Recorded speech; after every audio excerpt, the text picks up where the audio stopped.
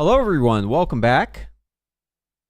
So today we're gonna be doing some WoW stuff and also some Path of Exile stuff. I don't really know what this stream will end up being because we're kind of waiting on news on the PTR to see what's going on. Get on Hardcore Classic and OnlyFans? Yeah, they're killing Onyxia, right? Gotta get in there and do some Onyxia. God, it's such a time investment to try and get a guy max level in that.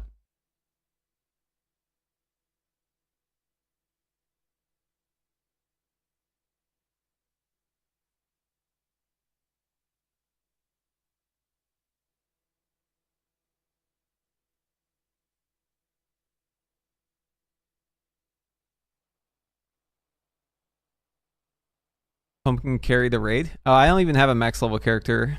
I think my mage is like level 20 or something like that. So I'm not sure if that would work out.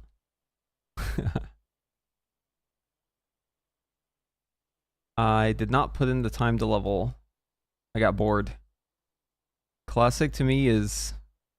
It can be fun if you're playing with other people, but man, it is kind of a slog.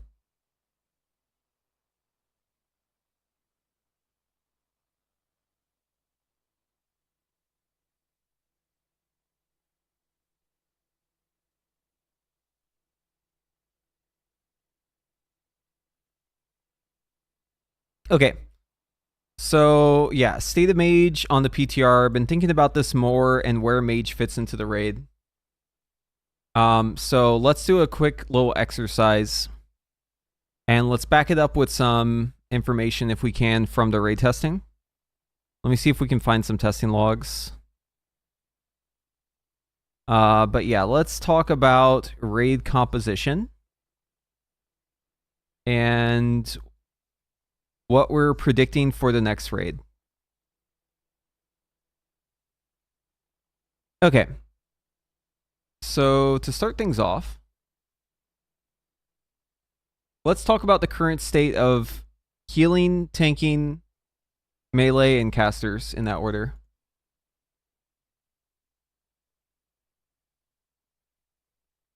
Alright, so for new raid composition, Shadow Priest is looking really fucking good. So there's probably going to be like a lot of extra Shadow Priests laying around. Warlock, also very, very strong. Could be a 2 Warlock tier. But let's start with the tanks. Okay, so for tanks, I don't know if any of the Paladin specs are pretty good. I could see it where it's like maybe you run Prot Paladin, maybe you run Holy Paladin instead of Prot Paladin. I could see one or the other here. I'm not really sure which route you take when it comes to this, but could be like Prot Vengeance, or it could be like you could just not run a Prot instead. Maybe like here, let's give an alternative. Brewmaster, and we'll do Vengeance here. Priest are really good. I think in both of these cases you want both flavors of Priest. Resto Shaman, obviously very strong.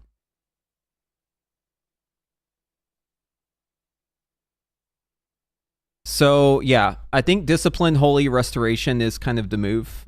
Maybe Preservation there. Druid would be good too, because then you wouldn't have to run a Boomkin. Let's say Restoration, both of these.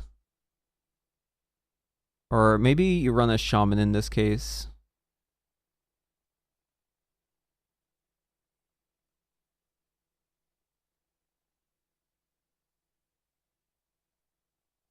Alright, so we need to make sure we have our buff. So let's go ahead and drop a mage in there. Wishful thinking. Let's hope that it's fire, but I don't want to jinx it, so we'll do frost. Okay.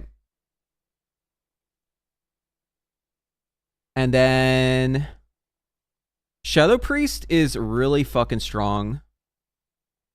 So probably like 2 Shadow Priests in both of these. Maybe 2 Warlocks as well. I don't know if it's Affliction, to be honest with you. I'm not really sure what flavor of Warlock is going to be the best, but let's just say Affliction. Let's see if we can find a log, though. Maybe I can, like, pull a raid log and see how the Warlock specs are looking.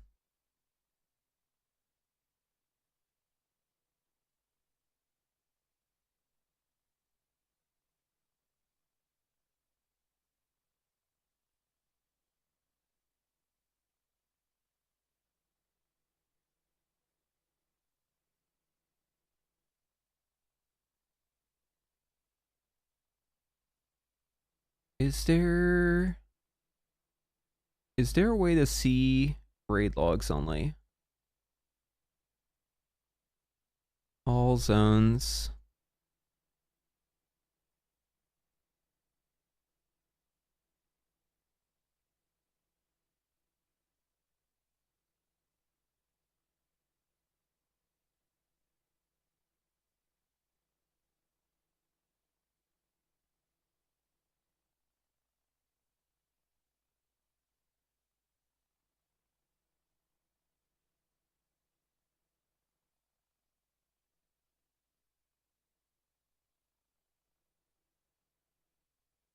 Let's see. I think I need to go back. These are all February still. What if I did it by uploaded and then I went back like 200 pages? Maximum number is 25. Got it. Yeah, these are all still season 1 stuff. Hold on. I think there's a better way to do this. Liberation of Undermine. Here we go. All reports.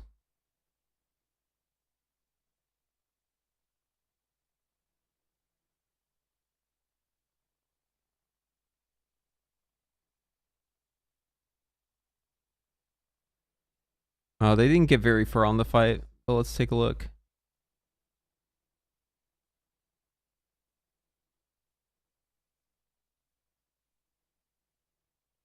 Warlock wasn't doing too hot in this one.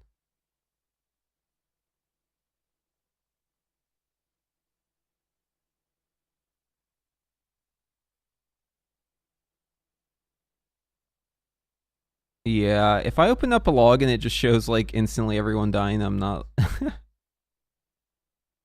not too keen to look further into it. This is not good.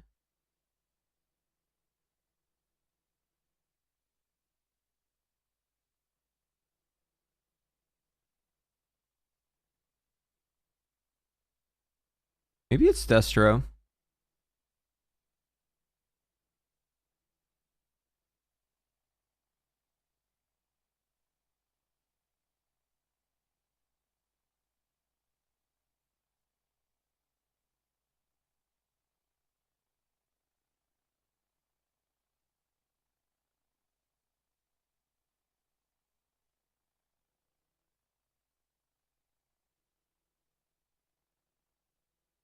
Destro's looking pretty poggers.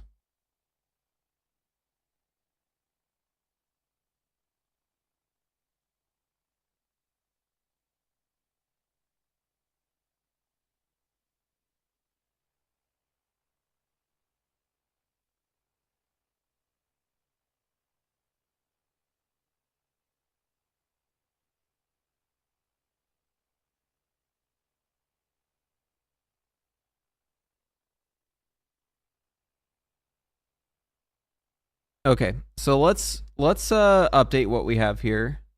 We'll say Destro instead of Affliction.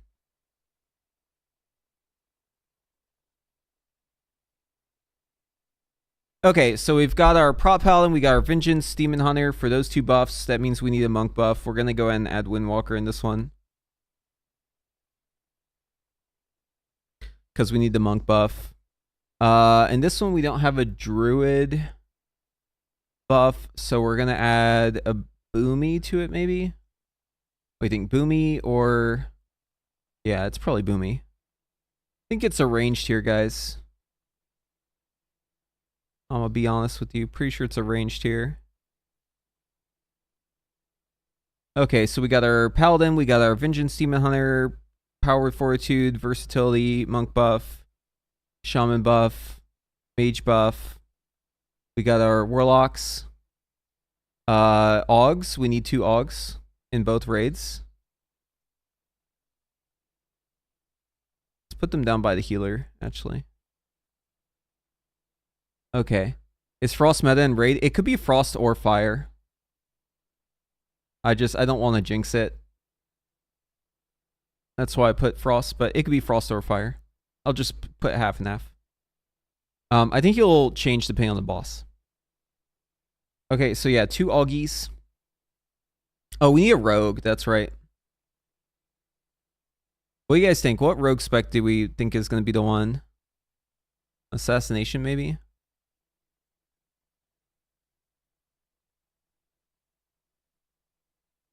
I don't know rogues well enough to know which spec they want to play. For sure it's 2 enhancement.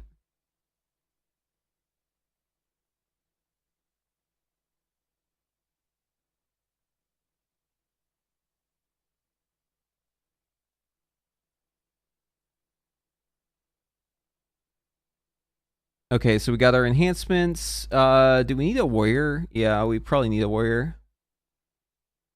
I don't know what spec warrior would play. Is it arms or fury? Has anyone noticed warrior's doing well in the testing? Like at all?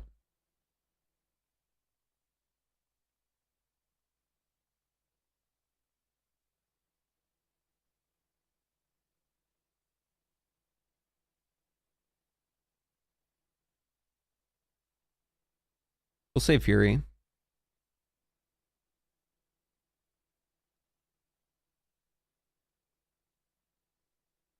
Okay, so let's just check the buffs again. Do we have any DKs? I don't know if you can fit a DK in here. Hunters are really good too. Throw a BM Hunter in there just for good measure. And then... what else? I guess since we're going Balanced Druid here, we could probably swap out one of the Shadow Priests for a Balanced Druid. And then maybe get another BM Hunter in here. In this one. Okay, what else? Honestly, it might be adding the Priest back in.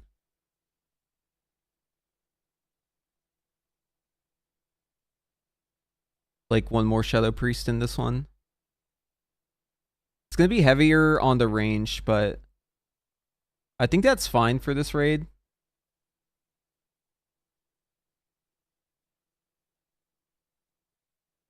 I don't know if it's a double mage angle like at all. I don't see any world where it's maybe the double mage. I feel like that's not it. Aug meta and raid? Yeah, 2 Aug for sure. I think Boomkin's like really good.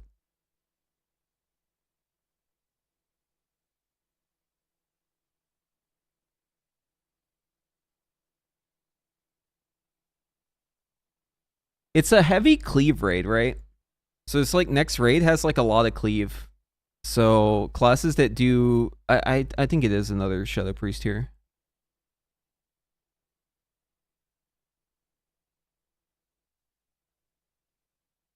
I don't know. Okay, so if we went the route where we have Druid covered by Restoration... yeah, I have a new fire guide. It's going to be out of date on the PTR though. But I do have a newer fire guide. Exclamation point fire for that.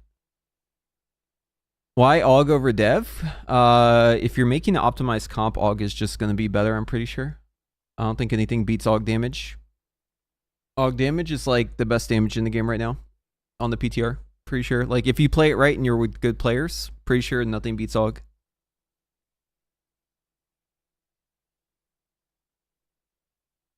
So I'm creating like an optimal raid comp. So the assumption is that the players can like press their buttons good. So if it's not easy to like, well, first off, let me just say I think it is easy. Okay, just saying. But maybe not easy for AUG players. But let's say that it's hard. Let's just give that concession. Let's say that playing AUG is actually hard. It doesn't matter because I'm doing an optimal comp, right? So even if it's hard, I'm just looking at what might be optimal. Hi, cat. Come here.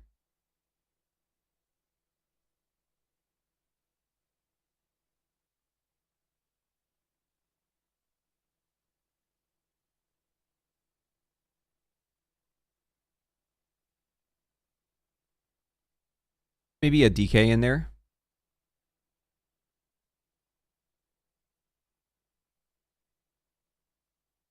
I don't know. It might actually be a third Shadow Priest. Shadow's like really fucking good right now. And that's just another PI in the raid too. Maybe it's a third Shadow Priest.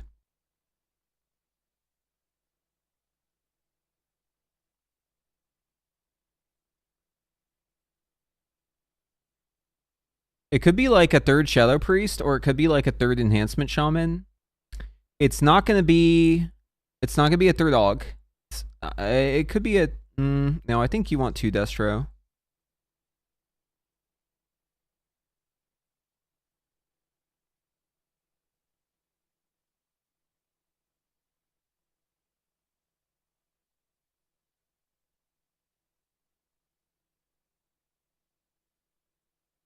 A lot of class stacking next raid. Yeah, this is just a thought experiment. I'm just trying to like think about what's really good right now. Because if you want to like think about which mage spec you might play, or like if mage is going to be good, it's always good to, or evoker for that matter, it's always good to think about what the context of the raid is, like what the composition already is, to like know if you have a raid spot or not. Because it's not necessarily about how good your class is, it's like how well your class it fits into the overall picture and how good it is, right? There's like 2 parts of it.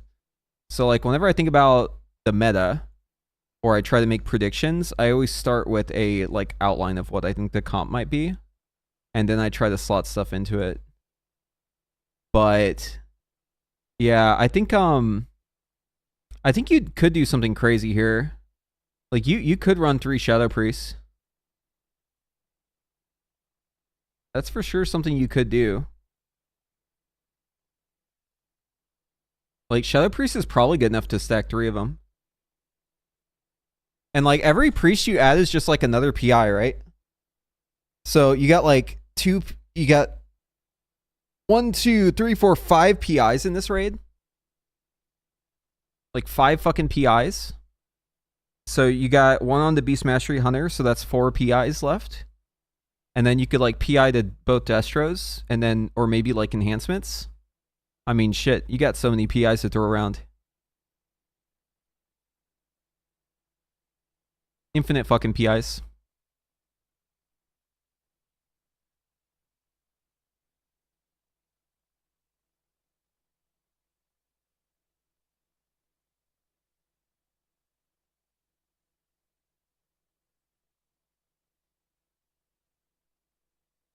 Both Destro and enhancement seems like a lot of damage. Yeah, dude. This comp right here on the top would be a lot of fucking damn. Big fuck damn.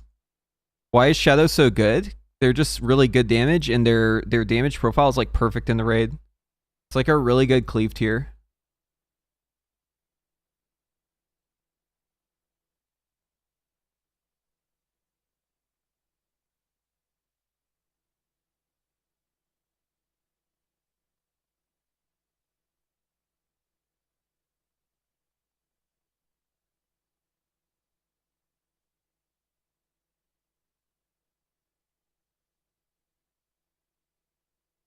So like this top one is like a cleave comp, right?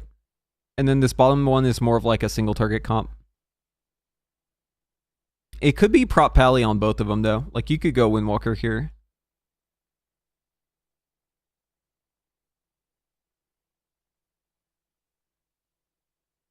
What's better, a third Shadow Priest or a second Beast Mastery Hunter? What do you guys think?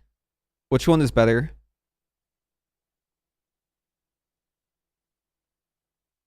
I'm inclined to say a third Shadow Priest. There's only one single target boss in this raid. Is Assassination Row getting changes on the PTR? Because if not, you might run two. I think BM is better because you can do mechanics with them. Like, this might be dangerous having 3 Shadow Priests, because you know, in fucking 2 Warlocks, because you know them fuckers aren't gonna do any mechanics at all, right?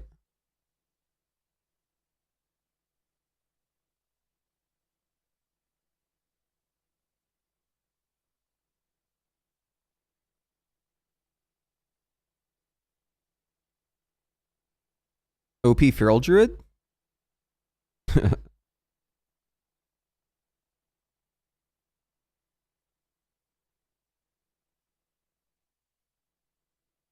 Bro, the Warlocks and the Shadow Priests, you know those fuckers aren't doing any mechanics. They're gonna, dude, they get assigned to a mechanic, they're like, I don't know how to do mechanics. I'm sorry, I can't do mechanics. My legs don't move. I can't move my legs. I'm sorry, I can't. You have to get someone else to do it. Make the mage do it. The BM Hunter's like, why wouldn't you make me do it? I can do all the mechanics for free. No, make the mage do it. The mage should do the mechanic, not me.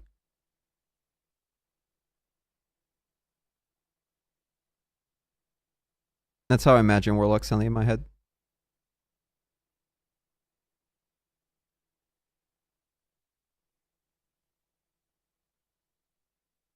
Two, three, four, five, six. 6 melee in this comp. 1, 2, 3, 4. This is a low, or 1, 2, 3, 4, 5. 5 melee in this comp. I think this comp right here is probably like banging ass damage, but I think it's gonna struggle with the mechanics portion. I think it might be better to run a Beast Mastery Hunter in here. Three fucking Shadow Priest though? That sounds really nice.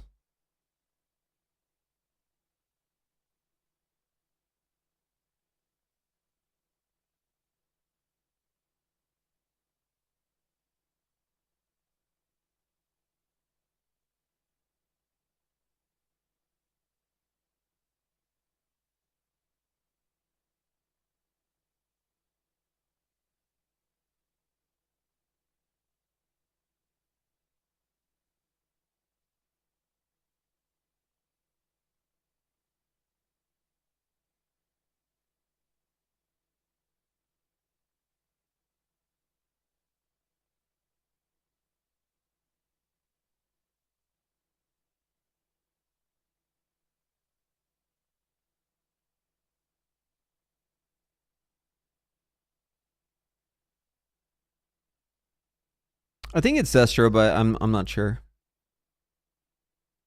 What up? How's it going, Joshua? We're looking at we're just musing about raid composition next tier.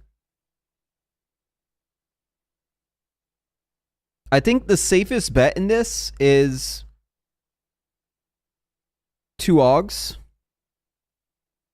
I think a Shadow Priest, at least 1, is a safe bet. And then obviously the raid buffs, right? That's a given though.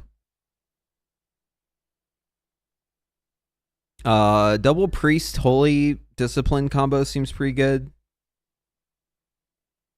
Restoration Shaman seems pretty good. For the last healer, I think it might just be a raid buff thing, so you might take a Holy Paladin or like a Restoration Druid just to fill a raid buff. Not sure which one you want.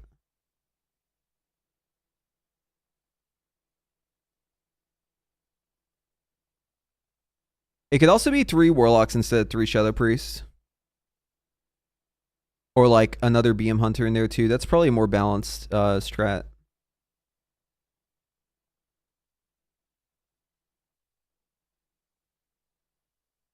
Right, something like this instead.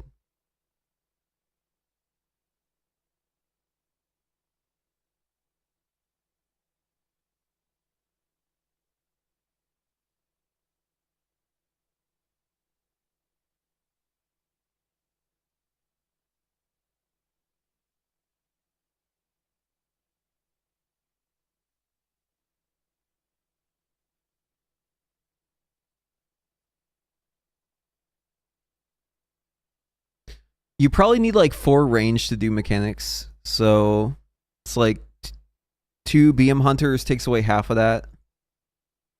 And then you just gotta like split the rest of the duties between the other ranged. But I think 2 BM is pretty standard. Seems right to me.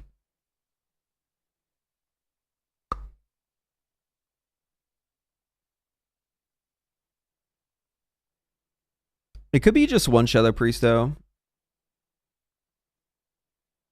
Could be 1 Shadow Priest and maybe...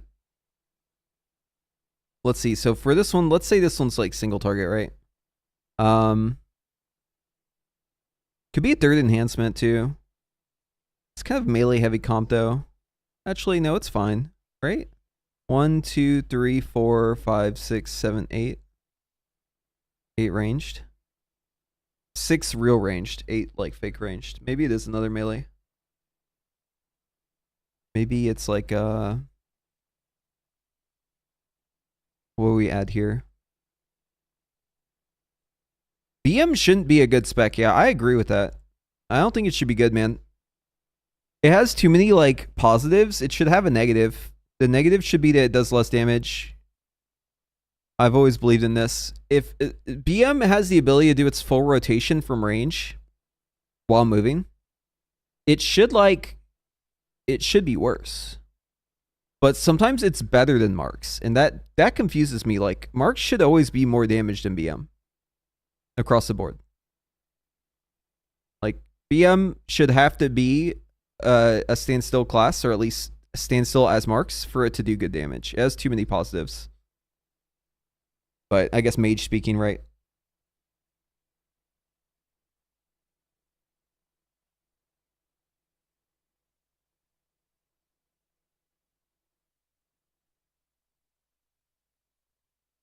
Dude, we almost killed the boss this pull. It was so close.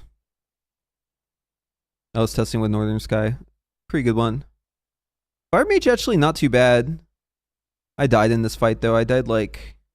There was a soak that we did right here that was in the poo-poo, and like only a few people soaked it to prevent the wipe, and I was one of those people. I just like lost all my fucking damage. I died to it right here. This is how it was before I died though. Unholy DK. Okay, hold on. Let's toss that bad boy in there.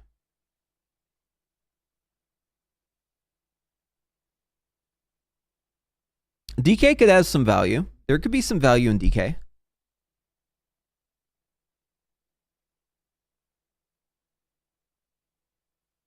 So like Brewmaster Monk, Vengeance, or it could be Prop Paladin Monk, right?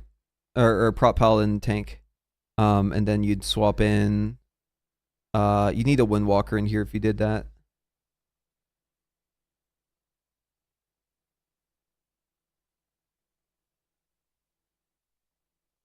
Is Holy good at all? Like, is there any value in Holy?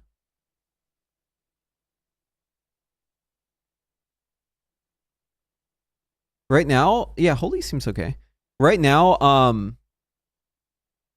Frostfire's ahead.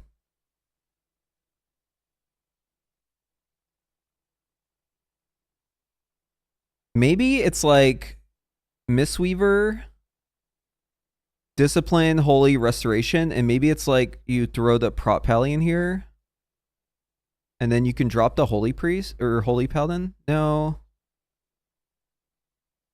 Maybe it's Blood.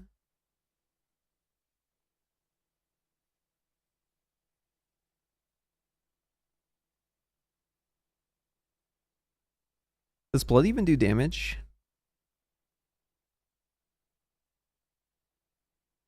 Blood's like not bad. I mean, the Blood DK was beating some of the fucking DPS. You could go Blood Windwalker or Blood Brewmaster. And then you would need a Demon Hunter. So we would throw in a DH somewhere in here.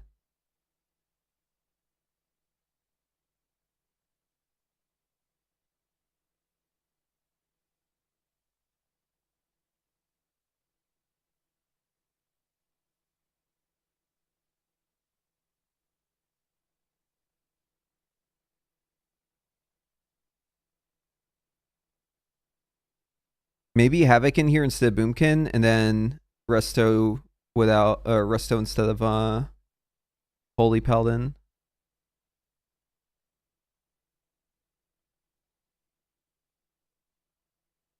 I don't know about that though. I don't know about that. I think Holy Pally might actually be good.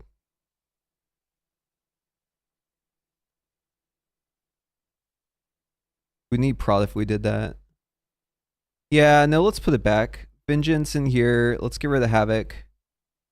Okay, so Blood, Vengeance, Double Enhance, Fury Warrior, Assassination Rogue, token buffs, Og. I threw in the Unholy. I don't know. I'm not too keen on that one. BM ×2, Warlock ×2. Let's do Shadow Priest ×2. Are we missing any raid buffs here? We have like all of our raid buffs, right?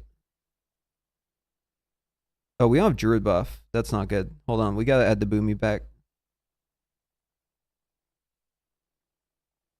What do I swap the Boomy in for? Is it the Unholy? I think it's the Unholy.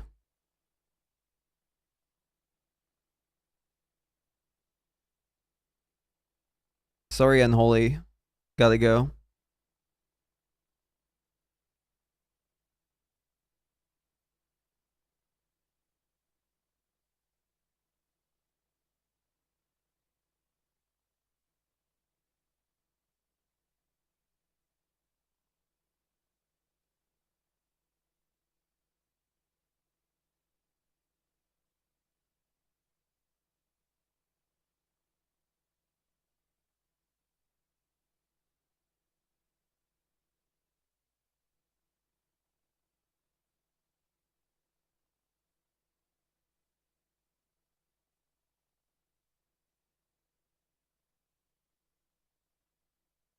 On live, Frost is better in single target. Fire usually dead last. Is still the case? No. Fire was fucking owning in the testing. It does good damage. This raid that we're getting soon is a cleave raid. It is like all cleave. Liberation of Undermine. All these bosses are cleave bosses. All of them. Like the only one that's single target is this bro right here. Or wait, no, it's Rick's Reverb is single target. I guess Sprock and Locket single target too. No, this guy's the only actual single target. Because you actually do need AoE and Rick's Reverb for the... Maybe? Maybe there's two bosses that are single target. But anyways, the entire raid is like cleave, and especially like the last couple bosses. We don't know anything about this guy yet, right? Like we can't see everything yet. It's kind of like, I think it's mostly hidden. But like Muggsy, which is going to be like kind of a hard boss, is like AoE. One Arm Bandit has some AoE. Styx has AoE. You need AoE in these fights too. It's not like you can just not AoE. Like you need it. It's not pad. That's why Fire is really good. Yeah, it just does a lot of cleave. It was actually doing pretty good in single target. Right now, Fire is behind in single target though. So these aren't like perfect numbers, so don't like screenshot this and post this places, please.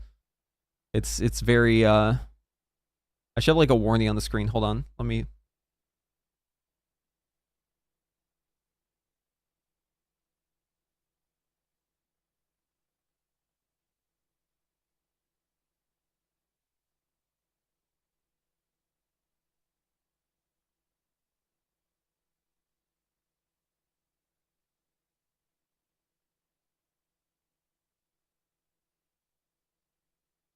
Okay, you guys are going to hear some clicks. I'm sorry.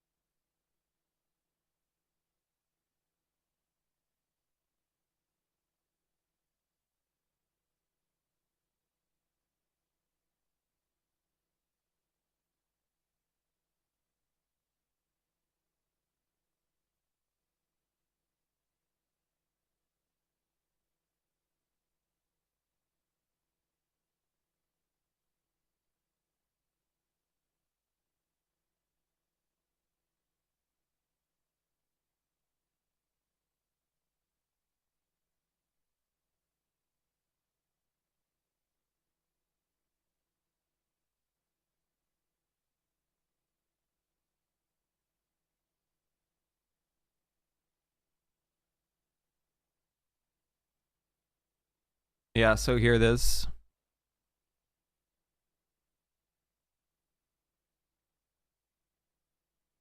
But these are the Sims I was looking at. I don't have Arcane fully figured out. I'm gonna cook it a little bit today, but I've been like trying to get a gauge for where the specs are in relation to each other for Mage, and it seems like Frost is a bit ahead of Fire, at least in single target. No surprise there.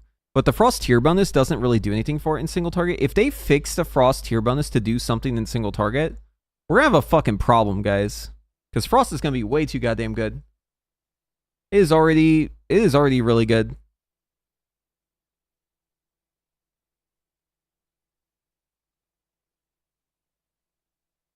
So yeah, if they make Frost tier work in single target, it's gonna be fucking crazy good. Why 2 Shadow Priests? Are they that good on PTR? Yeah, Shadow Priest is like insanely good. Yeah.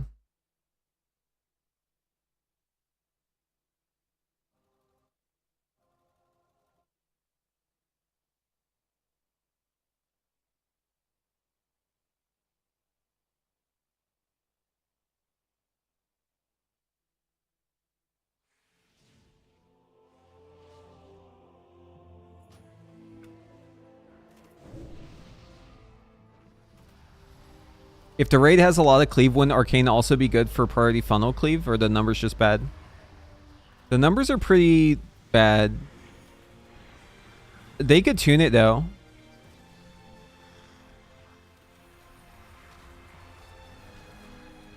Is the game sound too loud, guys? I realized my game sound was bugged, so I just fixed it.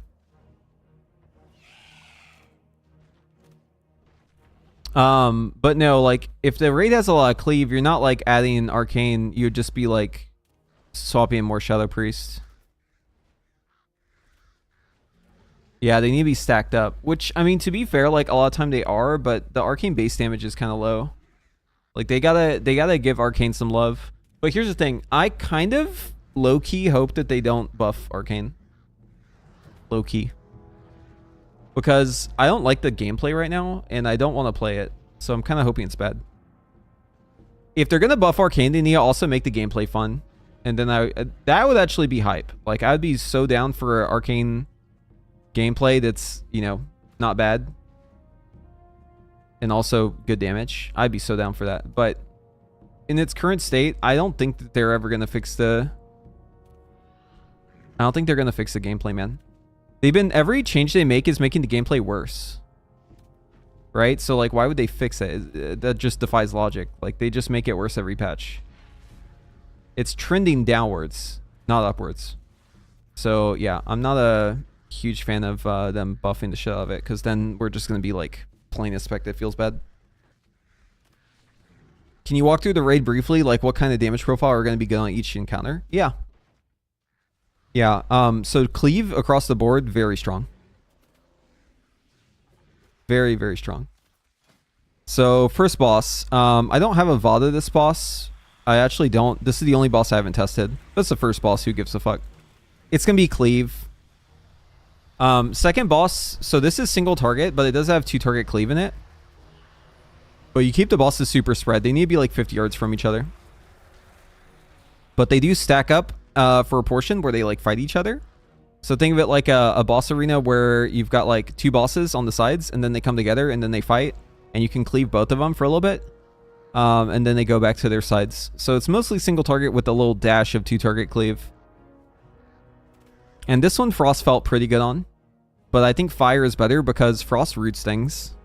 And there are like little things you have to do in this fight where if the ads get rooted, it like fucks everything up. So if you're playing like Splitting Ice, which you would play with Glacial Spike, you actually like troll the raid. So I don't think Frost is viable in this fight like at all. In its current state, you just can't play Frost in this fight. Or else you just like fuck over the mechanics. Because you root stuff randomly and it's bad. Rick's Reverb. So yeah, I think this is a Frost or Fire fight. I think this one's a Fire fight. Or Frost without splitting ice, which feels bad, man. Rick's Reverb. So there is some cleave in this fight, but it's mostly single target. I don't even know if the cleave matters, to be honest with you, but I did notice it cleaving. I'll just go ahead and say single target. I think you play Frost on this one, but there's a lot of movement, and Fire felt pretty good because there's a lot of like insta-gibby stuff. So yeah, I think probably Fire is going to be my preference on this fight, but Frost will probably be pretty good still. On Stick Spunk Junker, this is really, really strong firefight. Like, really fucking strong. It's all about surviving and cleaving, and Frost will be really good on this fight too, but I think Fire is better on this fight. That's my impression so far. Fire actually cooks this fight, but you can also get the ball a whole bunch, and then it, like, trolls your damage. So, I guess it depends on, like, what your ball RNG is. Frost probably better if you get a lot of balls. Fire probably better if you get very few balls. Isn't Arcane just unfinished? I mean, that's like crazy, right? If it's unfinished, that's crazy. And yeah, I think it is, but like, isn't that crazy to think about? How much time did they put into fucking changing Arcane over and over and over again, and it's still unfinished? At this rate, it'll never be finished.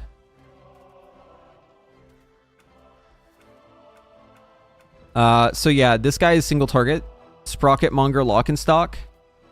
This is another fight where it's really good to have single target, but it's more so just about like not dying to the one shots and just like moving around a whole bunch. And I think Fire is probably better for that. But I think Frost will do just fine on this fight. You could definitely play Frost. It's just gonna be harder, but Frost will probably do more damage. One Arm Bandit. So this has like burst AoE. I think Fire and Frost are very strong for this fight. I could see Arcane being good in this fight too. But it would need a little tuning. But this boss is probably, I think you can play all the bosses as Frost, by the way. I think it bricks you on this boss. The Cauldron of Carnage, Frost is like bricked on this fight. Like, it just doesn't work. Because you need to move around these mobs that fixate. And if you're playing Frost, you root them. So anything that randomly roots stuff is like really bad in this fight. So I think that's actually kind of troll. Like, I don't think you can play Frost in this fight unless they change it so that you can't root them anymore. But yeah, it's kind of obnoxious.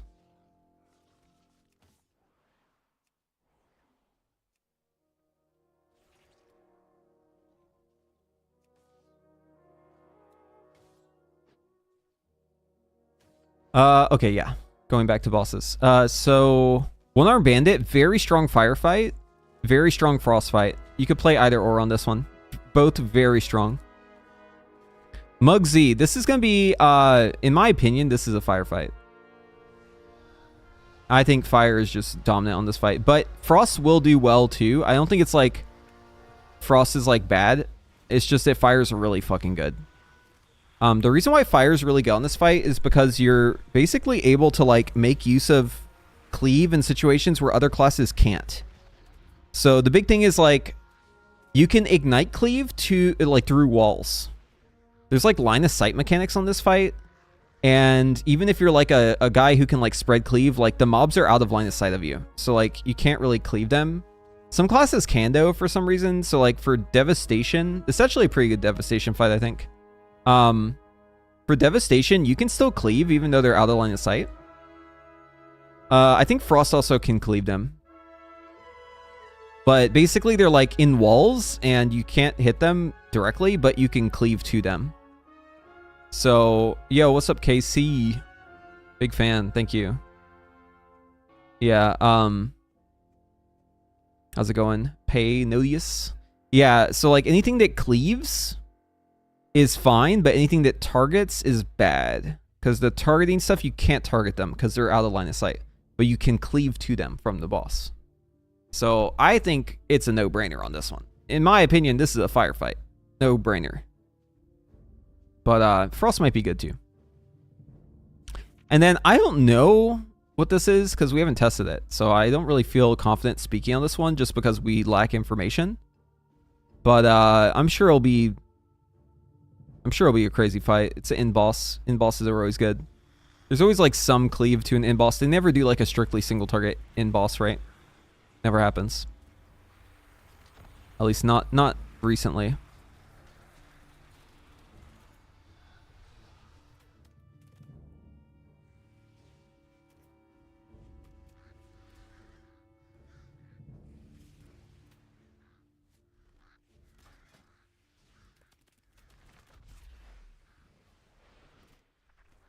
Yeah, I'm trying to think too if we've ever had one. Like, Queen has a lot of AoE in the last phase. Emir Drasil, Ferric has all the ads. Aberys, Skilled Commander Sarkrat has the ads. That was a fucking good fight, man. Rezaget, obviously a lot of AoE in that one. Sepulcher, I guess the Jailer was single target. Yeah, I guess the Jailer counts. Because it was like mostly, yeah, I think it was just like single target, right? You had to cleave out your friends though, so maybe that's like technically not single target. Sylvanas, there's the ad phase. Sire Denatrius has AoE in the first phase, and it has 2 target cleave later on.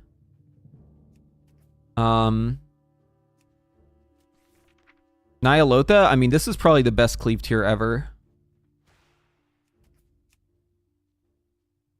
Eternal Palace, lots of cleave in this one. I didn't do this tier, so I can't speak on it, but I didn't farm. It was kind of mid. Beldazar lore. Yeah, some stuff going on there. Oldir, Gahoon, lots of AoE. Now we're like getting back to ancient history. Argus. I guess Argus is single target as well, for the most part. I don't, was there any cleave in Argus? Can't remember. Tomb of Sargeras.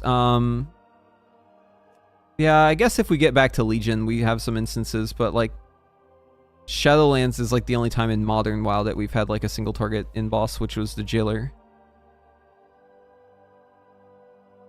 Please don't call Legion ancient history. It felt like only years ago. It is ancient history, man. Get used to it. You're fucking old. Sorry to tell you.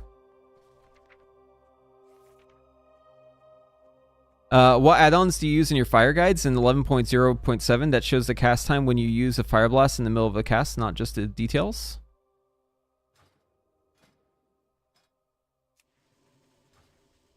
Wait. Let me see if I know what you're talking about. Talk about this red line.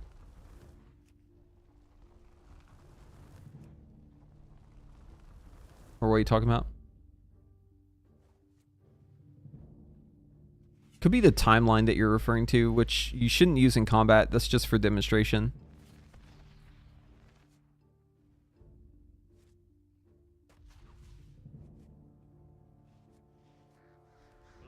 Yeah, it's just Google Wago Doravan cast time or timeline, and you'll get it.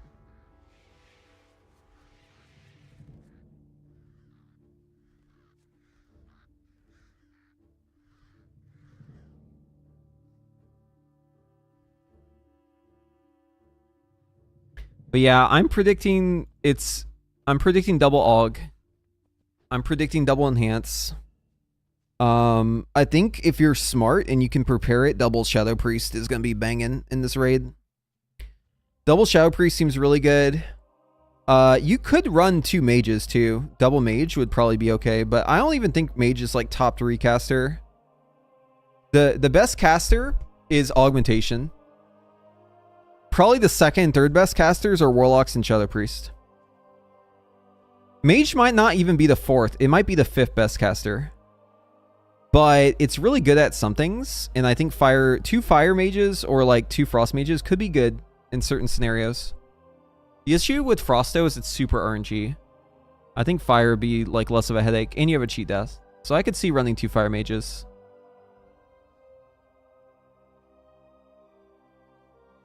Two BM hunters seems like a no-brainer to me because they're so good at doing mechanics. And there's a lot of mechanics where someone needs to just go run around and do stuff. Usually those mechanics, you only need like 2 people doing the job, and then you're good. So like double BM just taking care of the job is pretty fucking good. You can like take away half the jobs just by putting 2 BM in the raid.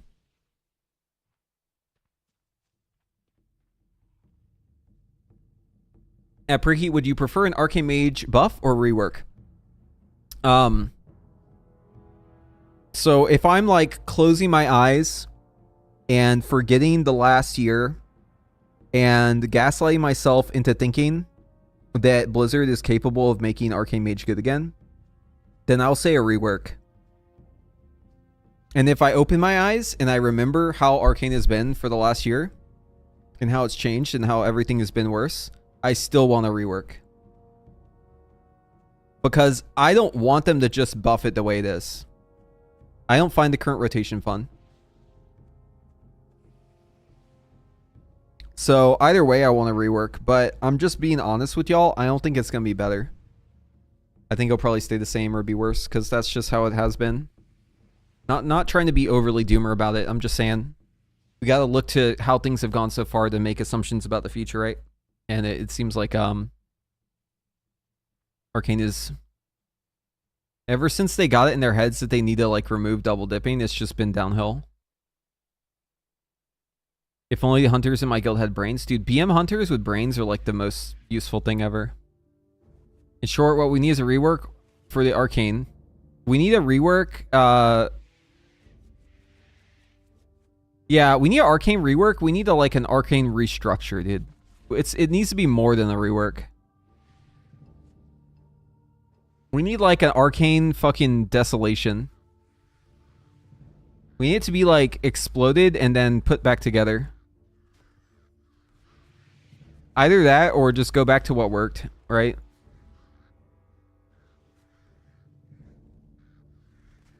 But like the reason I want to rework in both cases is different reasons. In one case, it's because I want it to stay bad. In the other case, I want it to be better. Right? Because if I'm being real with myself, a rework means it plays worse. So then I choose that over the buff because I don't want it to be played because it's probably going to be worse than it is now. On the other side, the better side, if I'm being optimistic, I see rework as well, but for different reasons. It's because I actually believe it'll be better. Both cases, I want it to be better. But in one case, I'm being realistic about it and knowing that it's not going to be better. Because I just don't think it will be. So... I think I think we've seen, it's been demonstrated to us that the way they want to rework it just like does not connect with how Arcane works. It just like there's a disconnect, and until that disconnect is fixed, I don't see a rework ever making it better, because they're like selectively doing the reworks based on like little chirps of what people want. For instance, oh, players don't like Aether Vision. They don't like Aether Vision. Okay, here's the solution. We get rid of it. Okay, but that doesn't fix anything. Because it's not just getting rid of Aether Vision that fixes it. There's other steps that need to be taken too. It's like saying, oh, you have a flat tire? Okay, let me just take your tire off. But not replace it with a new one. We're just going to take the tire off. We're just going to leave it off. Here's your car back. Wait, where's my fucking front tire? Oh, you said it was flat, so we got rid of it. Well, don't you think you should replace that? How is the car going to work with just 3 tires? No. Players said they wanted to get rid of the tire. They said it was broken, so we got rid of it. Like, there's a next step that also needs to happen. That's not happening. You know what I mean? Exactly. The tire's not flat anymore. We fixed the problem. Yeah, in fact, all your tires were flat, so we removed all your tires. Here you go. Here's your car back.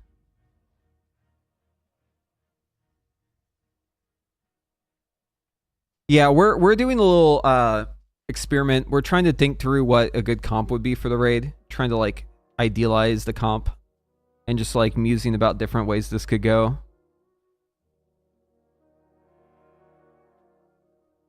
That's what's going on. New to Mage, trying to learn respect for 11.1. Think I should put my time in the fire. Yeah. Or they could just nerf it last second and it would be a waste of time. But Frost and Fire are a safe bet. Both of them. Just please lie and put Devin.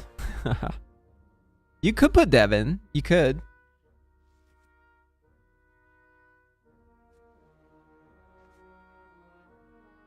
You could totally put a dev in there. If I have like a really good fucking player, maybe I slot them in there. Maybe over Shadow Priest. Or maybe it's over a Warlock.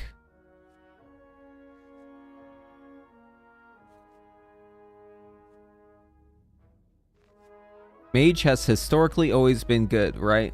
Well, it depends on what you're talking about.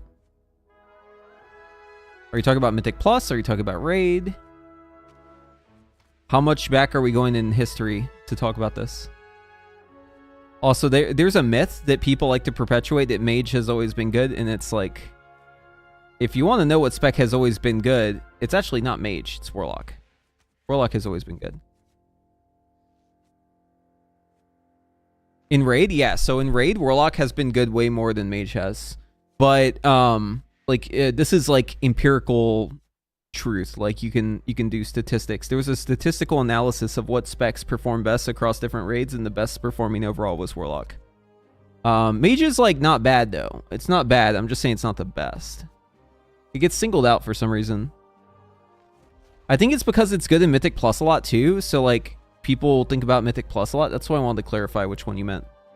In Mythic Plus, it's been good a lot. And it's been like pretty decent raid. It's a pretty safe pick overall because you have Arcane Intellect, right? So like you're always going to need like one mage. So unless you're talking about, what was that one stupid boss? There's like one boss you didn't run Arcane Intellect on in Sepulcher. Stupid fucking boss that was super bugged. Or wait, was it the raid before? Lords of Dread. Lords of Dread was like the only boss you didn't bring Arcane Intellect to. Yeah, is double Pyroblast only during combustion? No, I mean you do it more depending on like what your resources are. So like we have less resources now. So you actually do it more now than you did before. But the double Pyroblast thing is like not anything special. You're just spell queuing. So like if I have a hot streak and I do a fireball and a hot streak at the same time, both of them fire off at the same time, right? So here's the math on that. So let's assume that my crit chance is 20%, right? So my chance to not crit is 80%. Okay. Now, if I do one spell cast, the chance that I don't crit is 80%. I'm probably not going to crit, right? But let's say I do two spells at the same time. Well, if you have two spells hitting at the same time, there's a grace period. So what is the chance then that I crit if I do two spells at the same time? Two 20% chances. What's the probability there? So some people say like 40%, right? Which is wrong. It's, so you take the inverse, you square it, right? And then you put it back. So we do like -1 here. It's actually 36%. So it's not quite 40, but it's like pretty close. 36% chance that we crit if we do two of them. So that means we gain 16% crit by queuing two spells at once. So effectively what we're doing is we're tipping the odds in our favor to get more crits. That's why you do it outside of combustion. That's called the pyro fishing. Inside of combustion, it's a matter of travel time. So if I'm back here, right? And I just do a pyroblast, and let's say I have a heating up ready. I have to wait for this spell to hit before it does anything. See that? See that distance I had to travel and the duration it did nothing, and I had to wait, right? So like right here, until my spell hits, I don't get the hot streak, right? So what this allows us to do is basically just make use of the we're just trying to like minimize downtime. So like if I'm like back here, right? I do like a fireball and the pyroblast. I'm ending it with an instant cast, which gives it time. Watch my GCD bar down here. Watch this bar. GCD, done. See? And that allows me time for my spells to travel. That's why we do that. We want to basically just give ourselves time for our spells to travel. Otherwise, our damage is going to look like this. It's going to be like, let's say I'm casting spells. It's like, here's a spell cast. Here's an instant cast, right? Here's a spell cast. You always know spellcast versus instant cast by when the action takes place, right? So let's say, you know, here's a bunch of spellcast and instant cast here. And then the green is where the action is actually taking place. And then, you know, here's the spellcast, here's an instant cast. Oop. Here's the spellcast, here's an instant cast, right? This way has like no gaps. Now, if you were to do this like with just like, let's say you just did a natty instant cast, like we'll do the same thing here actually. We'll do these two back to back, and And then let's say I wait on the Pyroblast. Like, both of these go off and then I want to Pyro again. It's fine as long as I have an instant cast here, but if I do, like, a bunch of these, well, what happened is like, sometimes you have these little gaps, right? Let's just imagine, like, these little gaps, right? And, like, this is, like, the travel time. And it may not seem like it's that bad to you, but, like, over time, these gaps add up. And then you get less spellcasts overall. And as a caster, you need to always be casting. So we want to make sure that we're, like, filling those gaps. And the best way to do it is just to queue spells. So, like, if I'm casting, like, a... like, right here. If I'm casting, like, a Fireball and I want a Combustion, I want to queue it so I have the ability to, like, get a spell in there afterwards. Like, I don't want to be waiting. Like, right here, I don't want to be waiting for my spell to finish. It's only really an issue with cast time, though. So, like, right here, I have to wait. 3, 2, 1. Now it hits. See that? That's the delay we're trying to avoid. So if I can always queue an instant spell after a cast, like a hard cast, since the delay on a hard cast is at the start, not the end, it basically helps me to basically not have these gaps like this. That's what we're trying to avoid. Does that make sense? This is all explained in my fire guide on Wowhead.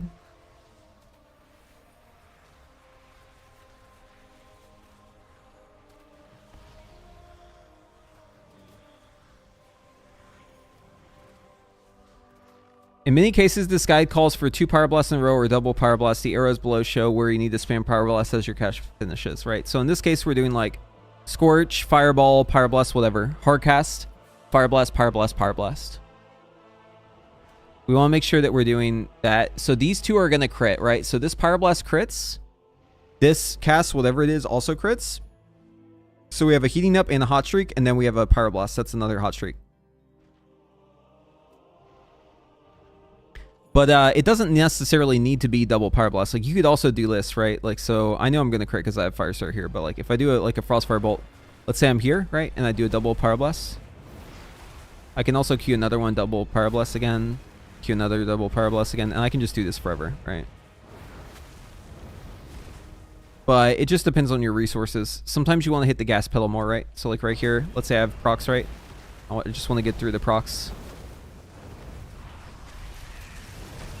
And then here's a great example, double Pyroblast going into SKB. That's always a good one. But you don't always have to do it that way. There's alternatives. Like, for instance, for a Meteor, like if I'm about to Combustion, let's say. I can do the Meteor as my precast and then pop Combustion. And that way the Meteor has Combustion whenever it's falling. And it benefits from the crit that Combustion gives it.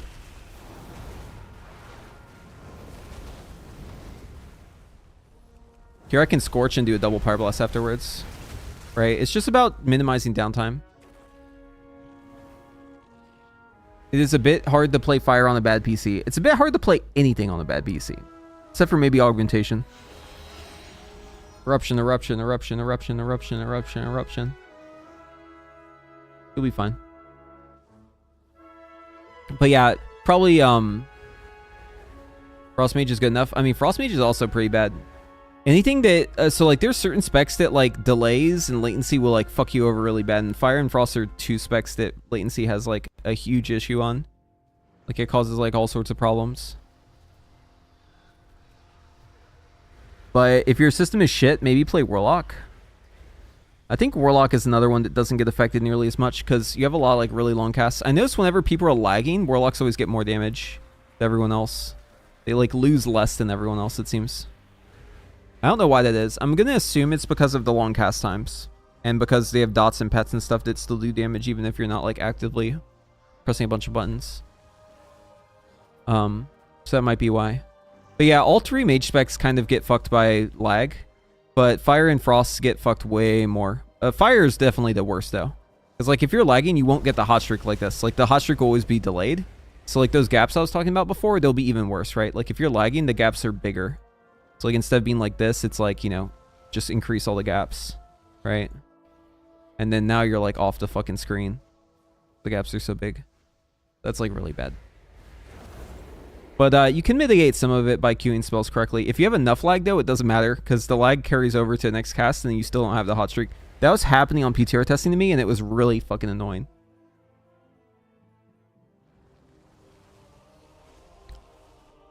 Yeah, it's better to be closer. Yeah, as fire, you want to play close to the target. So, like, you don't want to be too far away. You don't want to be, like, right up the target's ass in most cases. But, like, right here is fine. As frost, it's also kind of the same story. You want to be, like, mid-range. You don't want to be, like, too far away because you're frozen orbs, but you don't want to be, like, right under the boss. As fire, you can be right under the boss if you want. It's fine. But I find it's best to play, like, right here. Like, kind of in melee or, like, right behind melee or, like, mid-range like this. But, like, once you start getting, like, this far out, it's going to start feeling awkward. And especially if it's a big boss model. So if it's, like, you know, there's some boss models that are, like, bigger than the others, right? So, like, for instance, in the Mirror Soul, we've got this fucking guy. Way too big, right? Your spells are, like, take forever. In the current patch, we've got this dude. Bloodbound Horror. Big bosses cause your spells to take longer to hit. So the bigger the boss, the worse the worse the distance is. So like on a boss like this, even if you're like right on the edge of the ledge, like as close to his hitbox as you can be, like it's still gonna take forever for your spell to hit. It's just how it works. So it's just like not ideal, but what can you do? Sometimes boss models will be so big that you can't even like make use of your Winter's Chill as Frost, and that's like really bad. Yeah, just something to be aware of.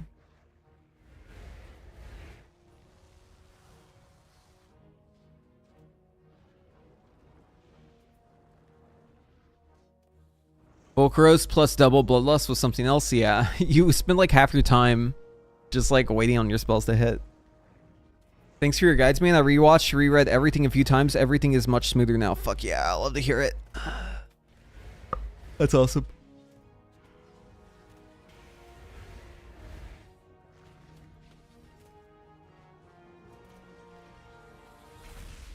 But yeah, I think right now, I'm not sure why they nerf fire. Like, I'm genuinely confused why fire gets nerfed sometimes. I don't know if it's like just fear. Like if they fear what they can't comprehend. Maybe that's why. But I think fire, even after nerf, is still fine because the raid has a lot of cleave, so maybe it's okay.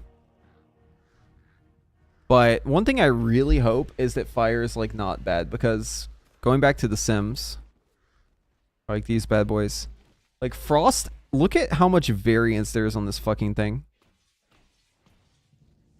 Like, look at how much goddamn variance Frost has compared to fire. Look at fire's so tiny. Like here, I'll zoom in on just this part so you can see it.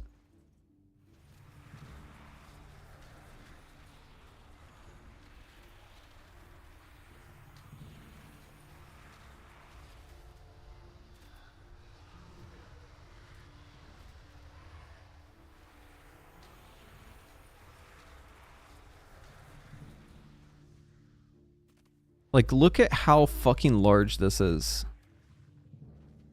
compared to this.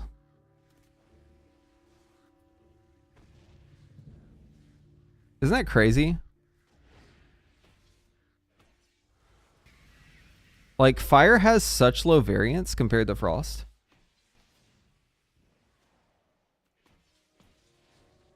And like this red box, dude, it just feels fucking bad. It just feels really bad.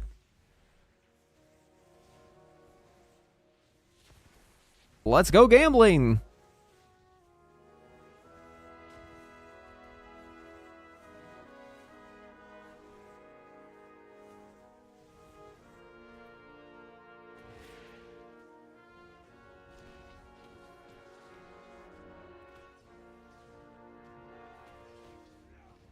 That's why people meme it all the time, but like, it's because they're coping with the fact that it's so true.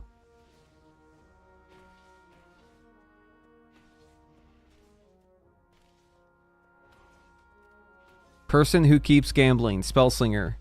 100, 100, 100, 99, 99, 99. All the orbs. Person who stopped gambling.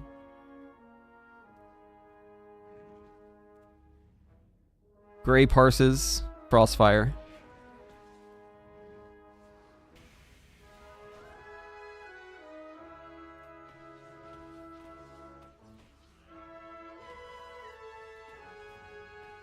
You could also say person who stopped gambling, Fire Mage down here too.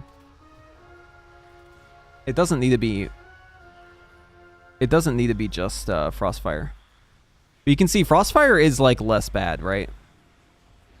Because this one's SS. This one's FF.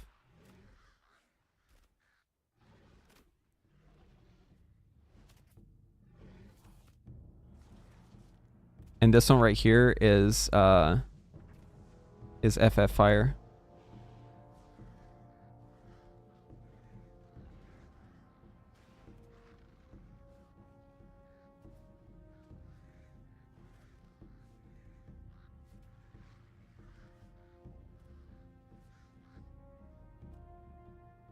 And that's kind of the situation with Mage right now. Is you can play SS Frost, you might do better than Fire. On average, Fire is going to be like from here to here, right? So somewhere in this range. And then Spellslinger Frost, like, you might find yourself somewhere in here. But more than likely, you're going to be like, I don't know. I feel like realistically, you have some pop-off pulls where you're like up here, but then you've also got some where you're down there. I don't know. The variance just feels really bad. I wouldn't care if it was just the damage numbers. Like, if it was just the numbers on details, the numbers on Warcraft logs, I wouldn't care that much. But it's not just that. It's the gameplay as well. And especially if you get bad luck while you have to run around, right? Like castle moving. If you have good luck whenever you have to run around, you lose no damage. You lose no damage from movement, and you do more damage overall. If you have to move a lot and then you have bad RNG, you have no damage because you're moving, and you have worse damage because you have RNG, bad RNG. So it is like double the effect, right? Like take this and double it. So like realistically, the bad RNG for Frost is probably like double this fucking square. It's probably like this if there's like movement involved. Obviously, this part would be more to the side.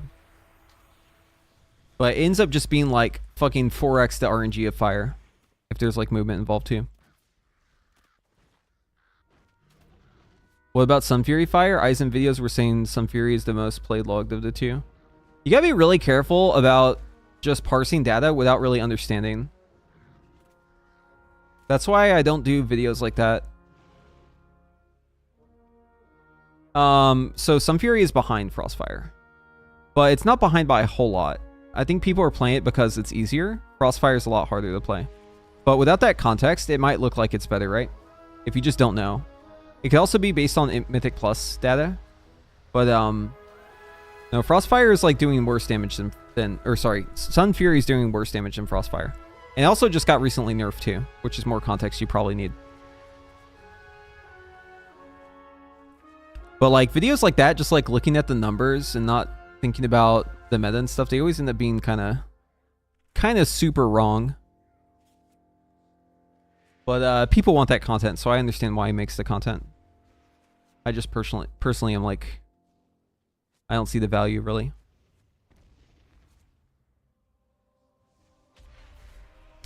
I feel like they could just change Frozen Orb to 10-second CD rather than the procs. Yeah, they could just make it so the CD is shorter, but then the proc is like the same, and they could adjust the damage that way.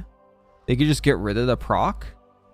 It's like ridiculous to me that Frost has this Frozen Orb reset even as a thing, like at all.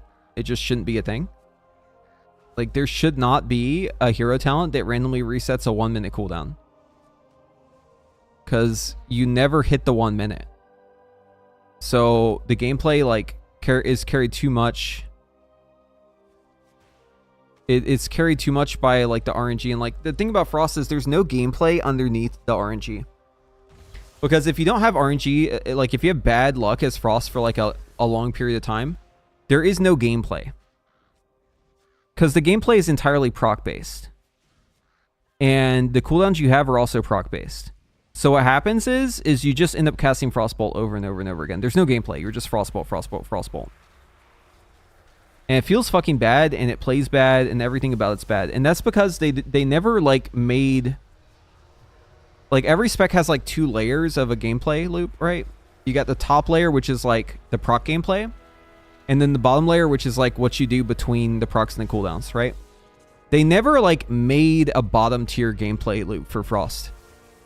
You've got a pretty robust top-tier one with all the procs and CDs and RNG and stuff. But then below it, it's just Frostbolt. And, like, that's just really poor gameplay. It's not fun.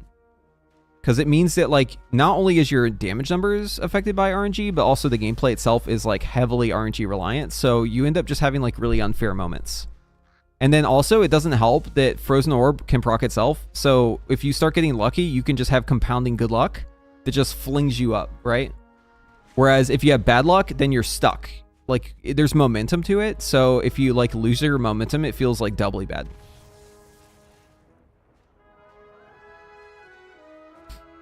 Yeah. I'm just saying, like, I'm just giving a general warning to everyone in the chat, not just you. Zinc. I'm just warning everyone about, like, just looking at data from Warcraft logs and just not... Like, if you're just looking at data without having comprehension, it's... You're not really learning anything. You're probably doing the opposite. You're probably just tricking yourself. It's probably, like, doing more harm than good. But it is content, and people want to see that, so I get it. I'm just saying, my advice would be to not pay attention to that stuff.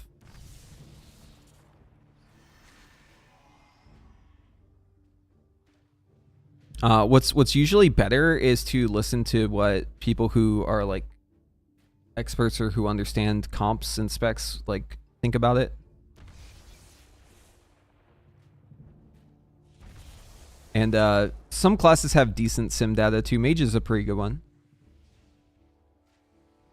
But yeah, there's obviously flaws with every method. You can go target dummy test, you can go do sims, you can look at raid logs. Like, there's problems with every method to know what's good, but you can find the truth somewhere kind of in between everything.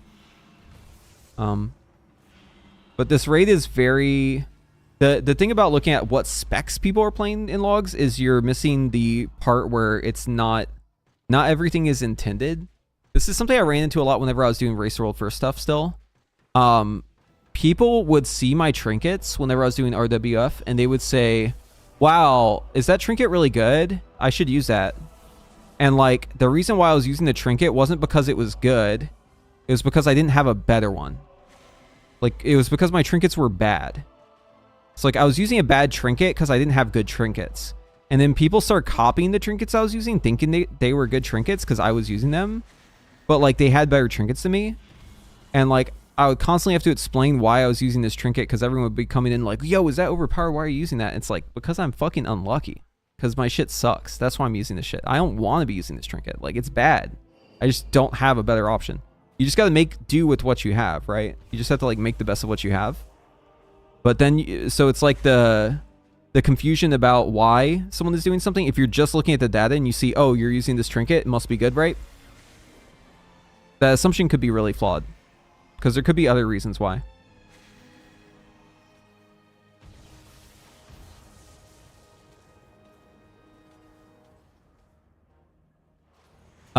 Which, if any, mage seems to be competitive in raids? Fire and Frost both really good right now.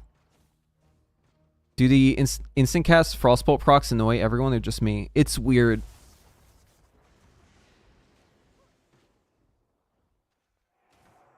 They just don't show the picture like you're saying. Yeah. And I've never really watched his videos, so I can't really, like, comment too much on it. I'm just giving a general warning. Just data without comprehension is like, it can be less good than what you might think. Like, it could be harmful, actually. That's all I'm saying.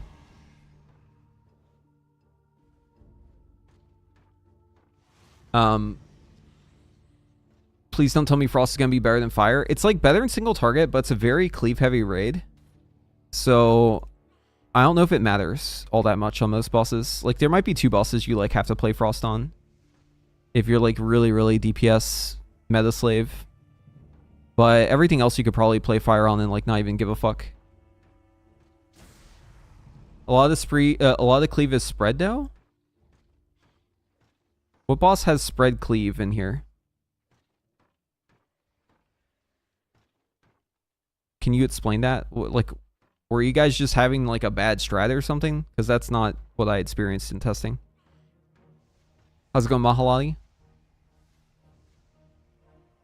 But yeah, the instant cast Frostbolt is annoying because you need to be able to queue spells this fire, and having the spell be instant cast is like randomly is annoying. It's fine as long as it's controlled though. Like if you see you have the proc, you know it's not a cast time, so like that's fine. The problem is it can randomly proc whenever you're like about to press the button, and then it'll catch you off guard. But that's pretty rare. How is Arcane? I don't know if it's much good. I think so like Arcane is like always pretty good, but I think the tuning on it's kind of bad right now. So I expect it'll probably get tuned. It's definitely like an outlier in terms of its damage right now. It's like really bad. But I think like part of me believes that like Arcane is inevitable to be the meta again. Because I feel like it's going to get buffed. And then it's going to be meta. Yeah, like I've seen this enough to like kind of like feel out, dude, why is this ground effect so obvious? Like you couldn't even see the ground under him. That defile shit? That's crazy. I don't think the numbers alone can save Arcane though when it comes to the gameplay. The gameplay is not fun, so even if they tune it up, it'll just be not fun but also strong.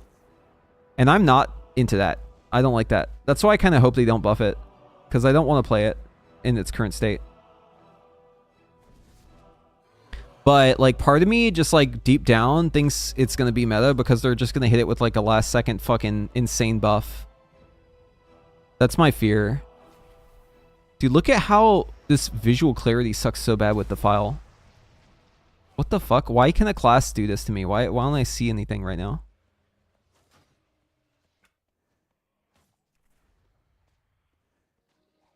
I have it set to fucking essential and it shows it? Why is that essential? Why would that be essential, guys? What? That's an essential spell? I need to see that defile? Like, are you kidding me, Blizzard? That's essential? Why do I need to see that? Am I the tank? Like, what the fuck's going on, man? Yeah, it has to be bugged. There's no way that that's an essential spell. PvP probably. Oh, maybe they are in war mode. I'm not. I don't need to see that shit, man. That's not something I need to see. You know what I need to see is the stuff underneath that. That's what I actually need to see. Hopeful, what's up, dude? Please just let Sun Fury fire tier one more time. Dude, I agree. But I would sell for a Frostfire tier. We were looking at the old meme, dude. Oldie but a goodie. Only we need to update this meme to say that fire is down here too with them. Dude, I don't know about you, Hopeful, but I am like so not looking forward to a SS Frost tier, man. I actually want to... I feel sick. But luckily, I think the raid is good enough cleave where we may not have to worry about that. Like, there's a lot of cleave. Maybe 2 bosses is SS Frost. I don't know. Maybe that's cope. But I'm feeling like maybe the cleave will save us. I was just explaining to everyone, like, the variance on the SS Frost is, like, really crazy, right? But, like, this is without movement, right? You add in movement, and it's, like, double. It's, like, literally twice as much RNG whenever you add in the movement. And it just... That's, like, really cringe.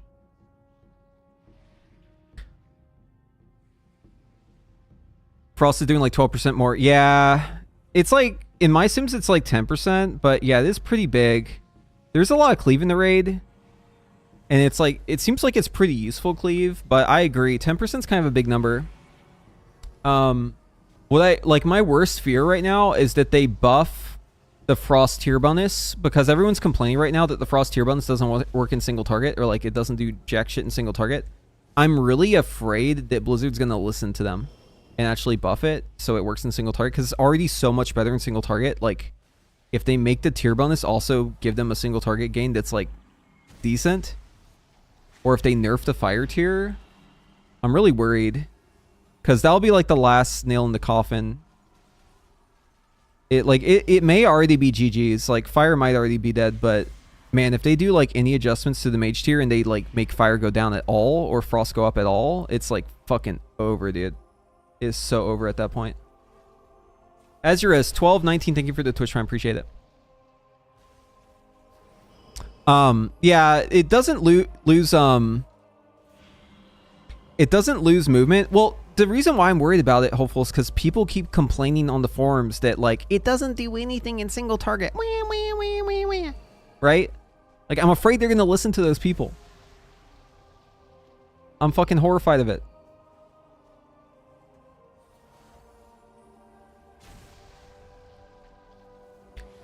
Yeah, anyways. Yeah, so like the Spellslinger Frosting, the movement's definitely better with the Winter's Chill difference, but like if it's still really bad if you have like the Famine, right? Like during Feast, you're just like infinite movement, just like Fire, right? But if you have like the Famine, oh my god, dude. The Frostbolting. And then you're getting no Frozen Orbs. And you're having to move. Oh, you get the Lightning mechanic on the fucking Carnival or Crucible of Carnage, whatever. You get the stupid fucking lightning ability on you where you have to run around while you're on the ape. The thing where it just keeps shooting lightning down. You get like no fucking Frozen Orb procs. You've got no Flurry procs. You don't have a Frozen Orb. You're literally just running around and your choice is to like Frostbolt with Ice Flows or to like literally press Arcane Explosion. Or like maybe just Ice Lance. I don't know. Shit feels so bad. But then if you get RNG, like any amount of RNG, you just throw on an orb and Ice Lance, so you're chilling. Everything's fine. That shit feels so bad. Are you looking at Bolt Spam builds for this SS versus Frostfire RNG variants? So I'm looking at like the single target build, but I'm not like claiming that my APL stuff is like 100% correct for my builds. It's just stuff I've been trying to like Frankenstein together to try and get an idea. But the numbers aren't what I wanted to focus on. There's more so the gameplay and the RNG of it. But the gameplay and the RNG are kind of like handshake emoji. That's kind of like the same thing in some cases, right? Because for Frost, the gameplay is the RNG. There's no separating them. Because like I said before, for Frost, there is no underlying rotation that sits below the RNG gameplay. There's just a void that's just Frostbolt. Like other specs have different things that they do between their RNG and their procs and stuff, right? Frost just has like Frostbolt.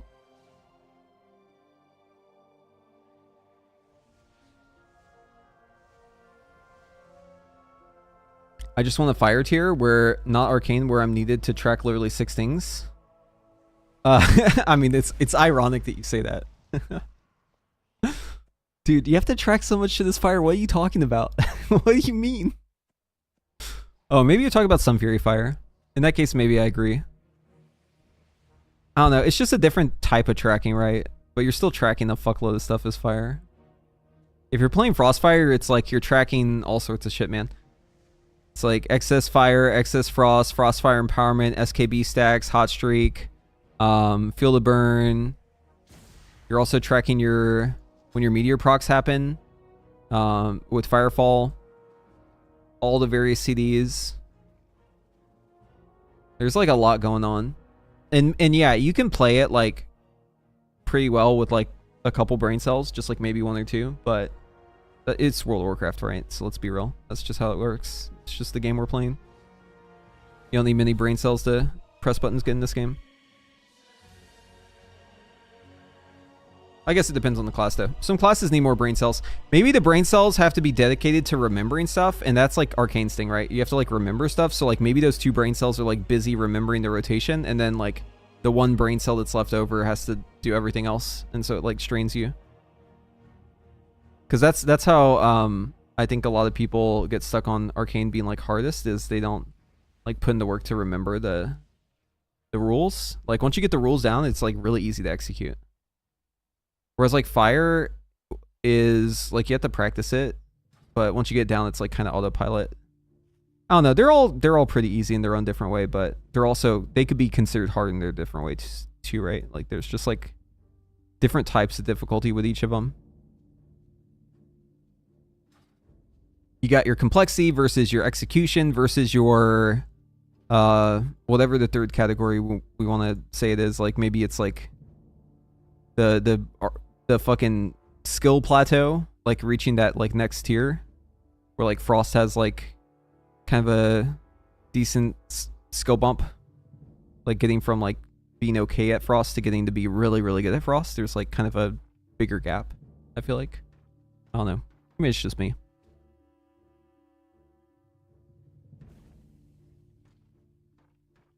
But yeah.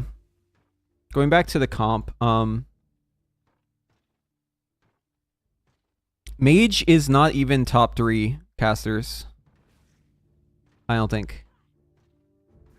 You could double Mage if you really wanted to. I don't think it would be horrible.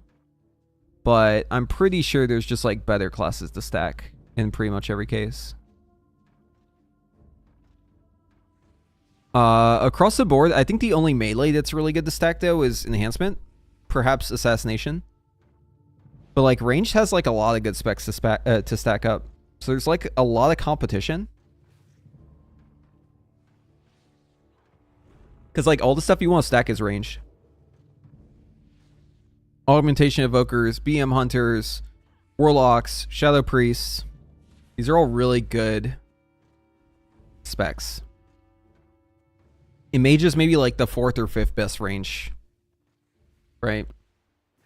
So it kind of doesn't really have a slot to fill if you're in a super optimized comp. You could add Unholy in here. Like I intentionally left out the Unholy, but like you could totally put Unholy in here. Maybe in the place of like a Warlock or something. So like Unholy isn't terrible. It's just I think maybe it might be better to not have it. There might be a usefulness to it though. There could be something it's good for. But I think double Warlock is probably gonna be standard. We'll see. This is just based on current tuning. No, these are 2 different raids. It's not 4 Shadows. These are 2 different raids. 2 different flavors of the same raid comp that we were kind of thinking about. Yeah, but 4 Priest is probably good. Like a Holy Priest, a Discipline Priest, and 2 Shadow Priests. 4 PIs, 1 for each of the AUG targets. And you got 2 AUGs. That's a pretty fucking banging comp right there. 4 Priest seems like a lot. I mean, Nerf Shadow, I guess, right? I mean, they're really good. Like, Priest is really fucking good. You don't have to run 4 Priests, but, like, it is good enough that you could run it. You could drop a Holy Priest, have 3 of them. I think it probably makes more sense to drop a Holy Priest and run just 1 Priest healer than it does to drop one of the Shadow Priests right now. Because the Shadow Priest damage right now is, like, really good. And it's, like, it fills all the niches that you want to fill, too. Because it's, like, it's really good damage. And they're, like, decently sturdy. They're kind of useless when it comes to mechanics, but that's fine. But they do amazing cleave. Amazing cleave. And this is, like, such a cleave tier. And they just fucking own that cleave. And they get, like, damage from it, too. They're just, like, really good. And they have PI.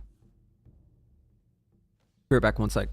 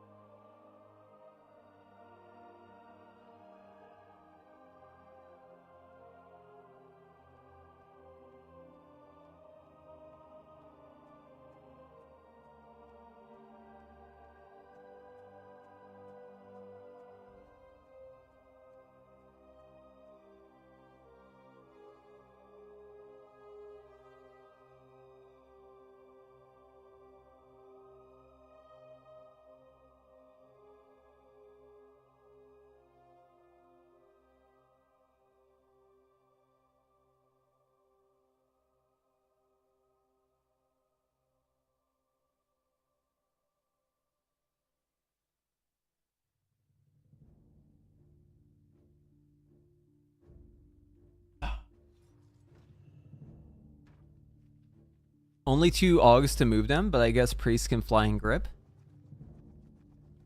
Yeah. Listen, you might need more Evokers in this raid, yeah? Maybe a Preservation. You can fix the Priest problem pretty easily with just adding more Evokers, but you do have 2 Evokers. Maybe you just like make the Holy Priest and the Disc Priest figure it out. Maybe they get Spatial, and then the Shadows get Rescue. I think you could make it work. But yeah, so someone said like surely Mage gets one of the PIs. Holy fucking cope, dude. Oh my god. Can you believe that? Oh my lord. That's a good joke. Surely one of the Mage gets PIs. Yeah, okay, buddy. Okay, buddy. Maybe if you're like the only good player in your guild. Maybe. Like everyone else in your guild is actually dog shit at the game. You had, let's say that your entire guild is people who started playing hardcore WoW and they decided to play retail. So they're all fucking dog shit. You're like the only good player. Maybe in that case you get PI.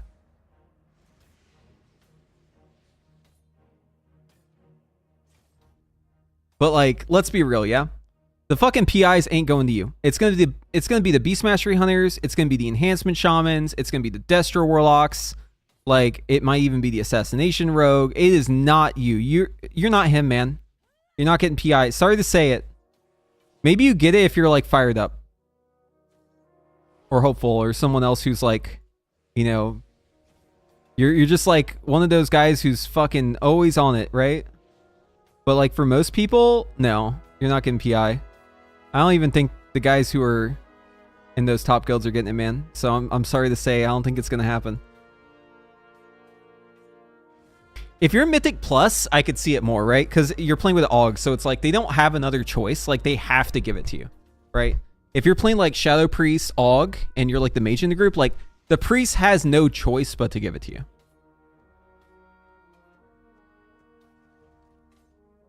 Holy swap to Preservation would be my guess. Yeah, you could do that. I was kind of thinking about this too, but maybe we swap out the blood.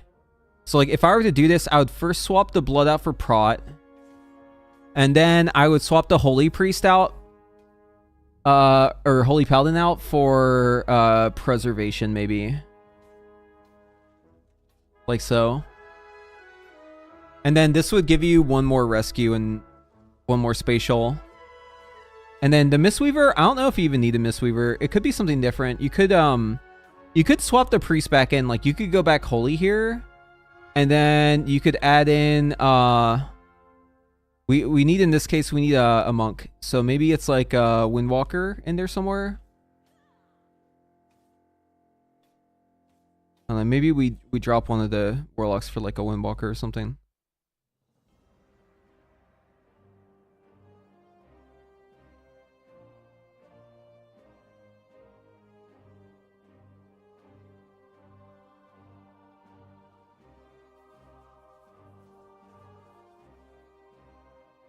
Most resentful PI tastes bitter. Yeah. Listen, they're just, ever since they added the AUG damage attribution, priests are like on fucking suicide watch. Because they know that they're giving away their PI and they're so mad that they don't get like credit for it. They're just so mad. And like, yeah, it's not gonna, they're just gonna PI whoever they want, man. I don't know if y'all play with priests like this, but I swear priests will like PI tanks and healers just to like spite the other DPS, just being like, if you can't have my damage, then no one gets it. I'm giving it to the fucking AUG Evoker, or like I'm giving it to the tank. AUG Evoker and priest handshaking, right? The AUG gives the priest Ebon Might, and the priest gives the AUG PI. And no one wins. This is like a losing situation for everyone. I swear, it used to not be like this. Like, before they added the AUG attribution for damage, like, priests would give PI to, like, DPS all the time. But now that, like, they know that that technology exists, but it's not for them, they're, like, trying to withhold it from everyone. They're just like, no, I'm gonna PI, like, someone who doesn't even do damage. Or I'll just PI myself.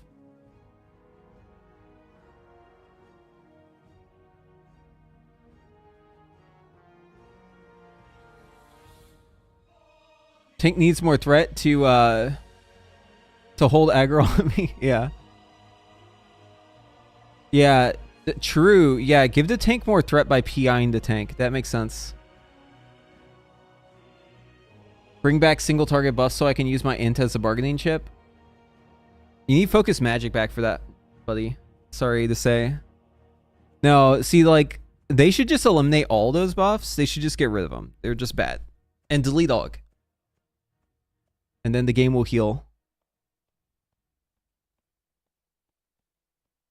Yeah, when I played Shadow previously, that's how I felt. So Mage is looking dire next year. Listen, Mage isn't looking dire. It's just that there's a lot of good ranged.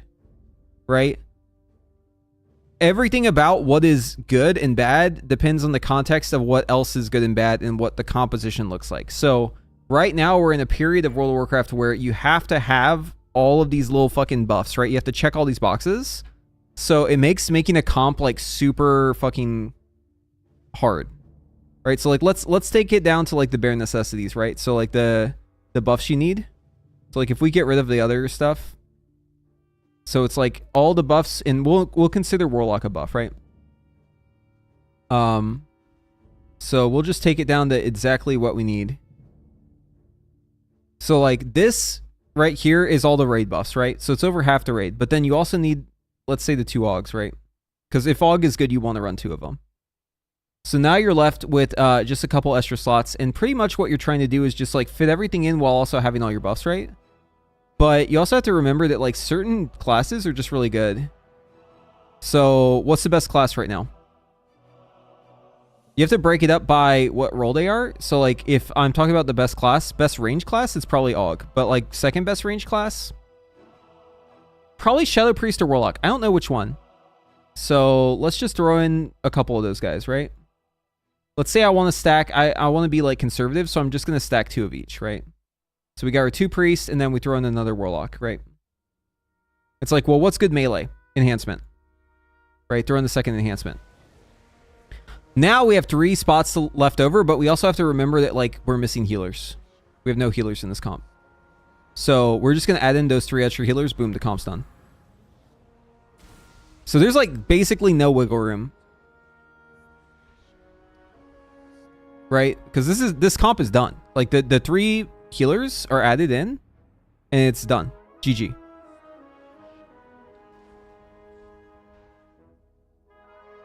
And the problem is these fucking AUGs, dude. I blame them for everything. It's their fault.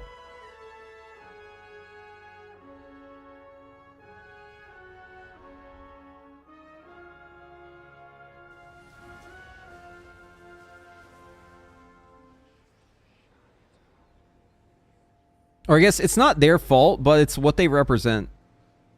It's Blizzard's fault. But it is because of AUG on some level.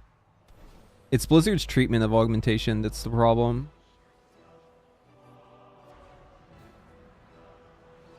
But it's just crazy that like half the raid is fucking just buffs. Let's get the buffs in there.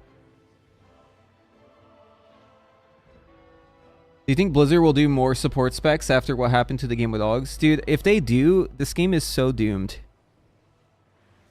I think it's funny though. People, we had like a almost like a Q&A with devs talking about stuff. You could like submit questions. Like a bunch of us submitted the same question, which is like, are you going to add more support specs to the game? And so they answered that question in our little like content creator thing where we were like getting questions and answers and stuff. And they were like, are you sure you want that? Because it sounds like players really don't want that. Do you really want more support specs? Because everything we hear is that we don't want more support specs. That was like their answer, was basically like, people don't want it, so we're not going to do it. But then the problem is that you just have one of them, right? So like it makes more sense to have 0 of them or to have multiple of them. Having just one is like weird. So we're in this weird case where there's only one of them, but also they don't want to add more of them. But like you need to either have 0 or like more than one option. Having just one is just like super weird for comps. Just like, especially Mythic Plus, it just like blows up Mythic Plus.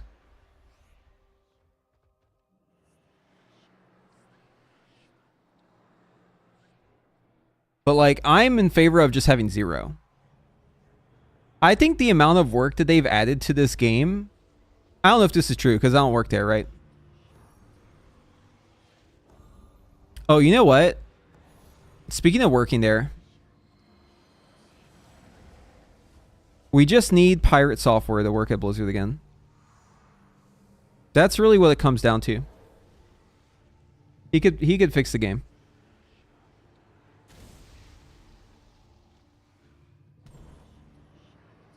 You think he would come in just delete augmentation?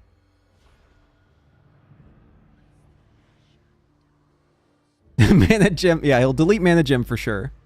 Mana Gem is out. Augmentation gone. No, but I think the amount of time they've added, my guess for like tuning around augmentation, I imagine it's just like crazy the amount of fires augmentations cause, right? Think about how many extra fires they have to put out every single patch, and it's unrelenting. There's never a break from it. It is just constantly, every single patch, explosions, fire, dumpster, everything is terrible. Hooks are all broken. The hooks break every patch, right? None of this is evergreen. Like, let's just like dial it back, right? The first problem, this was supposed to be evergreen, right? The hero talents. Can you imagine this being evergreen like at all? They do so many changes to the hero talents every single patch. Nothing about this talent system is evergreen. Nothing about it. And the hero portion is the part that's supposed to be evergreen. The talents themselves are supposed to be adjusted, right? But like, this was supposed to just stay a certain way and just like everything else worked around it. That is just not even close to what's happening. Like, I would say the hero talents are getting changed more than the normal talents. Like, they're the opposite of evergreen, right? So there's like infinite more work with those, right? And then every time you make a change to one of these, it breaks something for AUG. Because there's this whole other level of how the hooks work, right? That you've added in that you also have to mess with. So like anytime they change a spec, anytime they rework a spec, anytime they add in a new item or a new interaction, or they change a hero talent, or they adjust an ID for a spell, like there's a chance that something breaks for AUG. And we aren't even talking about the tuning yet, right? Just like the hooks themselves. So like the hooks are constantly exploding. They're having to like fix that shit too. So there's like these extra fires that are going on, right? And so they're having to fix those fires, put out those fires. And then on top of that, you get the tuning, which is like a whole other thing. It's probably like even worse because the tuning in the game is already kind of bad. Sometimes it's good, sometimes it's bad. But you add augmentation on top, and anything that's bad is worse. Anything that's good is better. And it basically is like a multiplier, right? Imagine you're trying to, imagine you're just trying to balance something, right? You have like a fucking broom. You're trying to balance a broom, right? In the air. You ever do this as a kid? Fucking lift up a broom. You got your finger on the bottom. You're like balancing it. It's kind of fun. I don't know. I grew up before everyone had smartphones since I'm old. So like this was like the kind of thing we used to do back before cell phones. We would balance brooms, you know? Just normal day in the life. Anyways, so imagine that, right? But AUG is like a anvil that you put on top of it.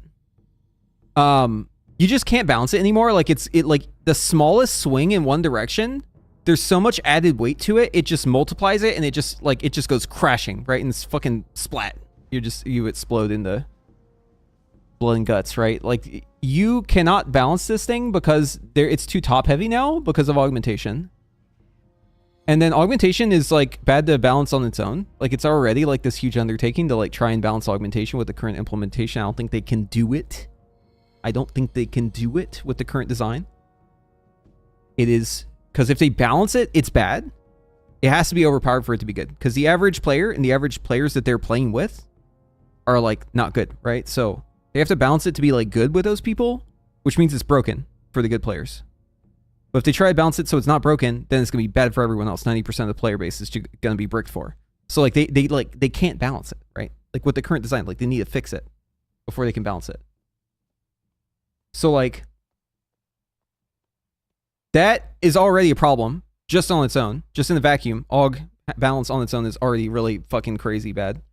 And then you have to balance comps around AUG, and that's where you get into the 5-mans, and 5-man is infinitely worse for balance, right?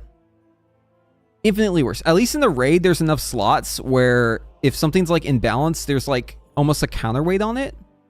There's like more area, right? Instead of balancing the broom now, it's like you're balancing like a book on your hand, right?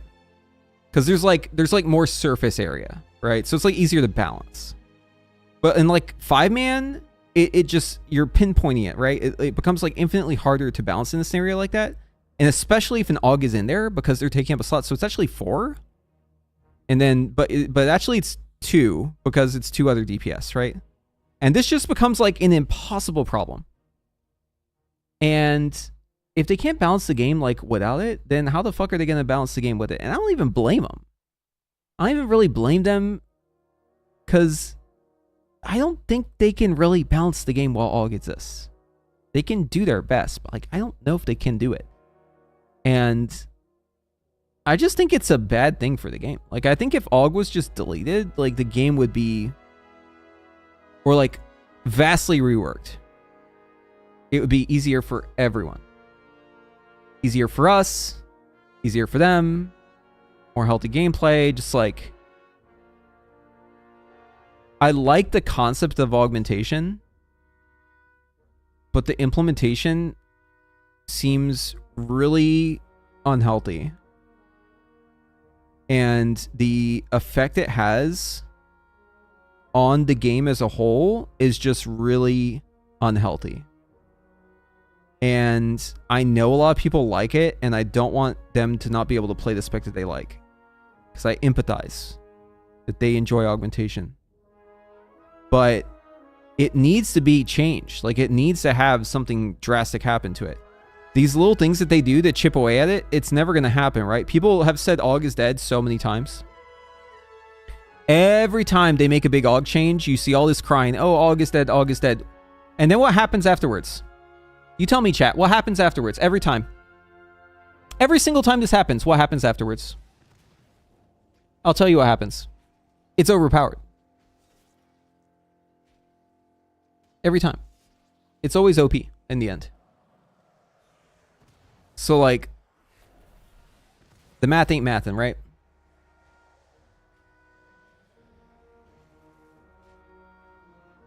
I don't know, man. Something's got to be done.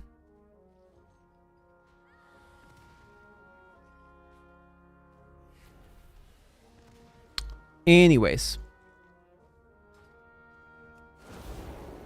Phones killed Hacky Sack? Dude, wait, hold on. Yo, you fuck with the sack, bro? My man. Dude, I used to play a mean Hacky Sack. Yo, you know what was even crazier, though? Was footbagging. You ever footbag? That's for, like, the Hacky Sack enjoyers who are, like, refined and, like...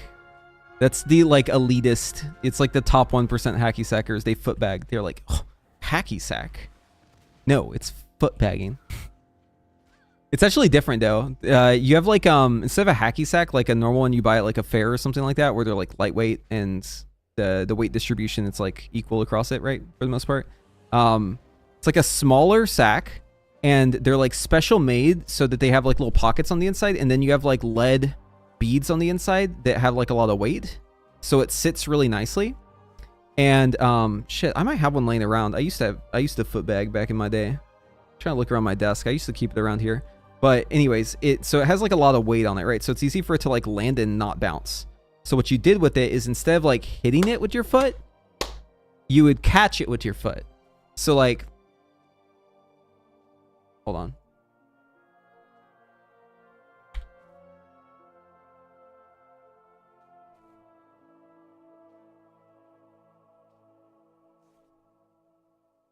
Good for you.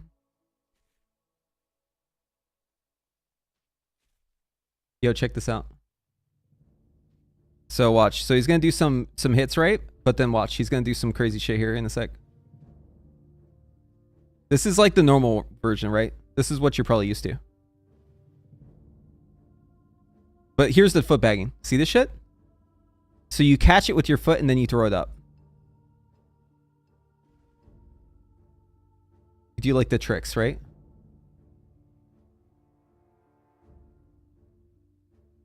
Yeah, and then you flip it up. And you catch it with the other foot. Yeah, here you go. See, this is what foot bagging looks like.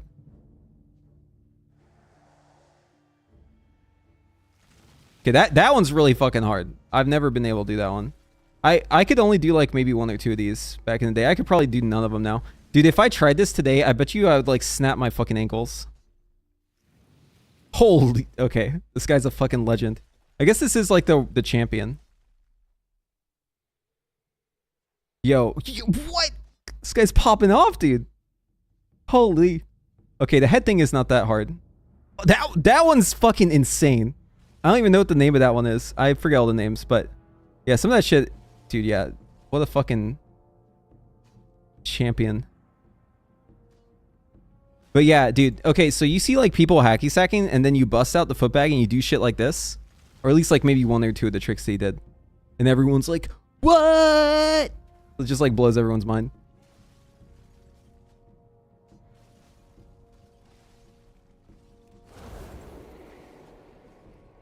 Oh yeah, maybe elsewhere in the world this is more common. I feel like in the United States, this is like not something that people know about.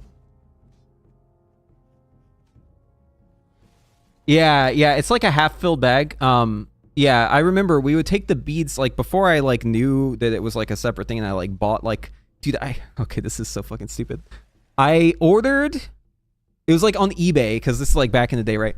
I ordered a foot bag that was like handcrafted by some old lady who's like legendary in the foot bagging community. She's like known as like the fucking basically the Loa of foot bagging. And she didn't do it herself, but she would craft these foot bags and they would be like hand stitched in like every panel with like the special material, and like you could choose exactly what sort of resistance and how much weight and what kind of beads and what colors and like every fucking little detail about it. And it was like $60 or something for this thing.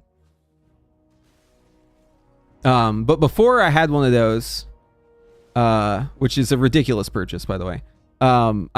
We would just take the fucking beads out, right? I'm sure y'all have done that. You like pull apart like the seams on one side and you like fucking squeeze the beads out so it gets a little less tense. Artisanal foot bag de foot. Yeah. Exactly.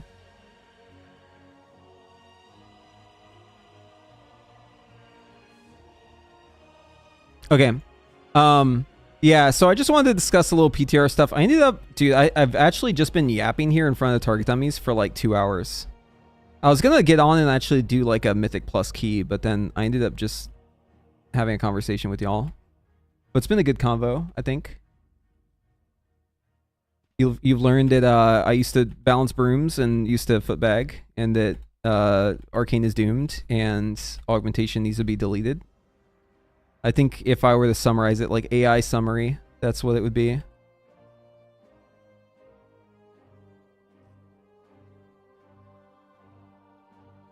Yeah, I need to see more content. Yo, is there a Wowhead post yet? Do we have anything new yet?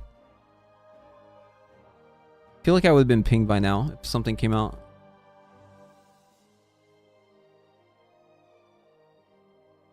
We're getting Cataclysm maintenance. Incense overall for Diablo 4. Misfortune in Molten Core. Oh no, dude. Wait, what happened? Only Fangs took some casualties, it looks like. I love that this is WoW news now. Oh, Dire Maul claims more, dude? Damn, bro. Dire Maul is dangerous.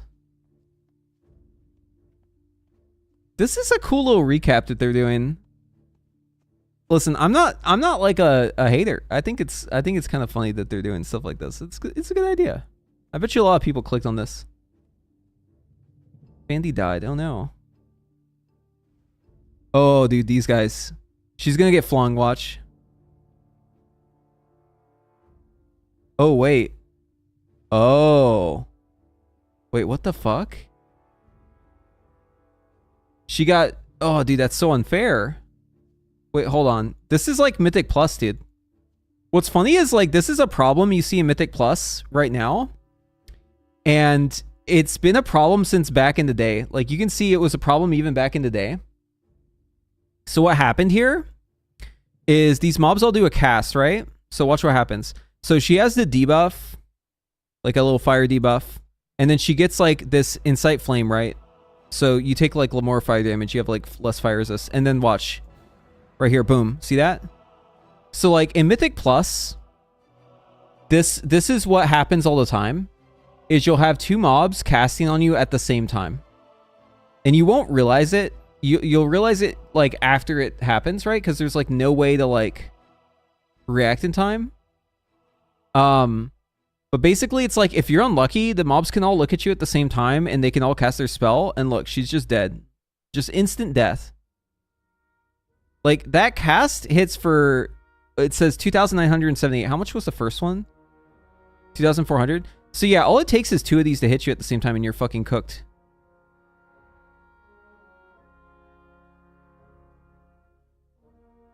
Yeah, dude, Tyler 1 playing...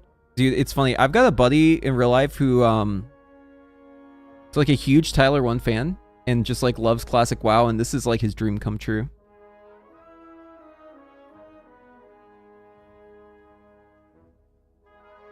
It's pretty neat though. I think the only Fangs thing is pretty neat. But yeah, double hit, man. You hate to see it. You fucking hate to see it. Is Arcane bad in 11.1? It's probably just like undertuned. Bad, like, yes. It is bad in the sense that like the gameplay is bad. Bad also in the sense that the damage is probably bad. I can't say for certain, but it seems like it might be bad. But the gameplay is definitely bad, and I would, like, that's what I would focus on, is the gameplay, right? The gameplay is bad, so yeah, it's bad. But some people, whenever they ask about what's good or bad, they don't care about how it plays. They just want their damage number to be big. So I don't know which angle on that one you're coming with, but yeah, it's probably bad in both cases right now. Around the world? Oh yeah, the foot bagging thing, yeah. I forget all the names for those tricks.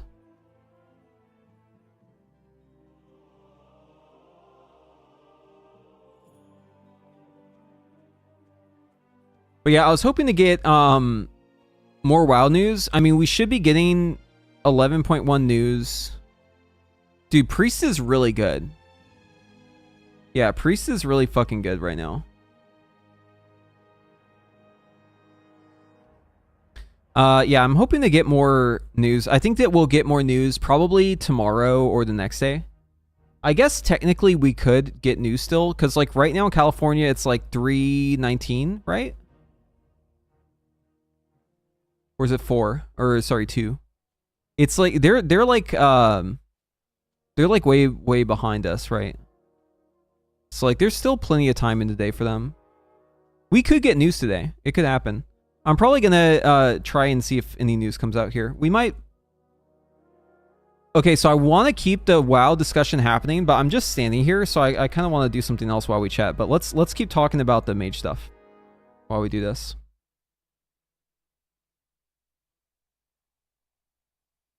But yeah,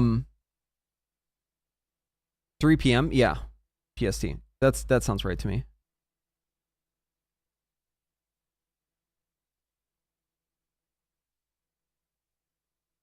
Okay, so yeah, feel free to keep the conversation on WoW. I don't really need to focus too much on it while I log in real quick. But yeah, so there was an interaction on Path of Exile. I want to set up here. Any chance you're maining an Invoker next tier? Flame Shaper doesn't look too bad. So that comment, if you would have said it like a couple weeks ago, would be true still. But I don't think so anymore. I'll be paying more attention to it as we get closer, but yeah, not sure about that one. Sorry to say. Probably not going to play Evoker as my main. Probably going to stick with Mage as my main. But I'll still maintain an Evoker.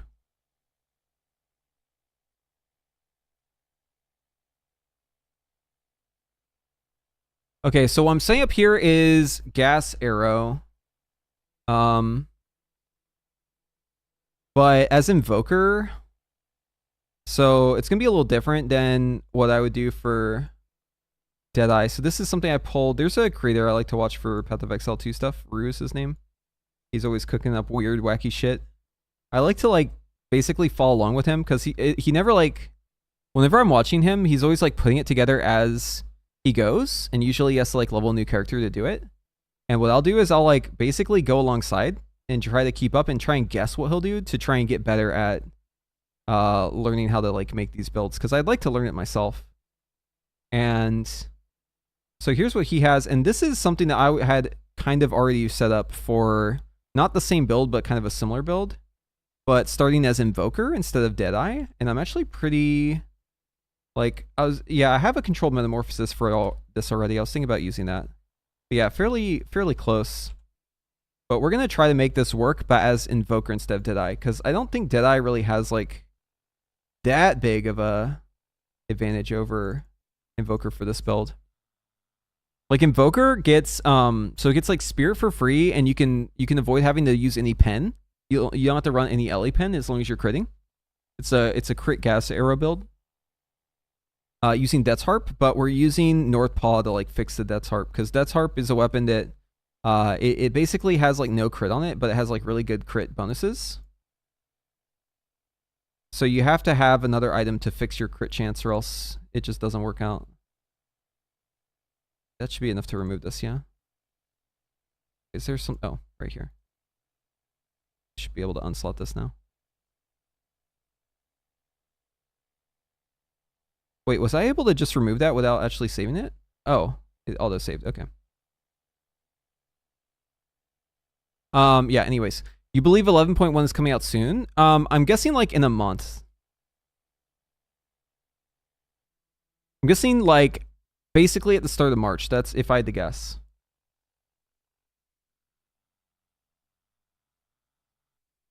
How hard is PoE content compared to high-end WoW? I've never raced, so I can't really speak on the difficulty. But I know, like, I've raided with people who also excel at this game. And it's definitely a different kind of difficulty, but it's not, like, both of them are kind of hard in their own way. But I think probably in Path of Exile, it comes down to, like, some of the same things, right? Like, it's like endurance. You have to, like, play a lot. And also a lot of knowledge. And both of these things are kind of the same in WoW. Like, but it's definitely different. I'm just saying that there's like some similarities. And then experimentation, Path of Exile has like a lot more experimentation with like what can be good and knowing just like how to build something on your own. And like I think that's where a lot of the power comes from people who like are really, really good at Path of Exile. It's like having that breadth of knowledge and knowing like what works and what doesn't work. I think it makes like a huge difference.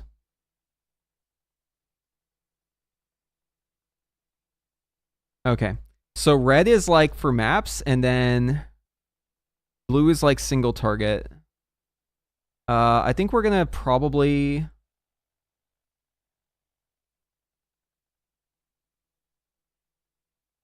Okay, yeah, I think we'll probably swap this up a bit. Oh, yeah, I mean, there are hard bosses in PoE, but like for the most part in Path of Exile, it's not anywhere near like how WoW is. It's very different.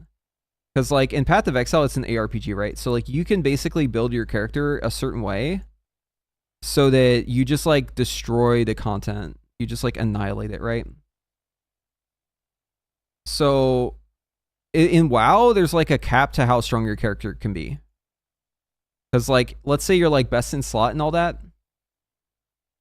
There's like a cap to how strong your character can be. In an ARPG, there's like infinite scaling. But if you're like racing, which is usually what people consider to be like, you know, the hard stuff, right? That's like what the top end players are doing. They're like racing to get the content done. They're almost always doing it like before you should be able to do it, or like just as you should be able to do it. But also if you die in these races, like you're just done, right? You're fucking cooked. Because most of the hard stuff is like the hardcore one. So like you can't really afford to fail something. Because then you lose your character. And you put in so much time into your character, so it's like it's a completely different thing, right? It's completely different. But there are things about it that are kind of similar in like how your brain has to work for you to be able to like excel at it, right? But that's like the similarities. Is like how to build and like knowing the strategy in order to like get your character where it needs to be, like knowing what you need to do to make your guy good. Okay, so we're going to adapt this here. I do need to respec a lot of these points because I am going to put in this controlled metamorphosis here. I think we are going to route around the back here. So yeah, we'll put in... Let's see, what do I actually want to stack? I think it's mostly dexterity. I'm not going to use Hand of Wisdom in Action as this build. But I am going to run acceleration. So I think we stack dex.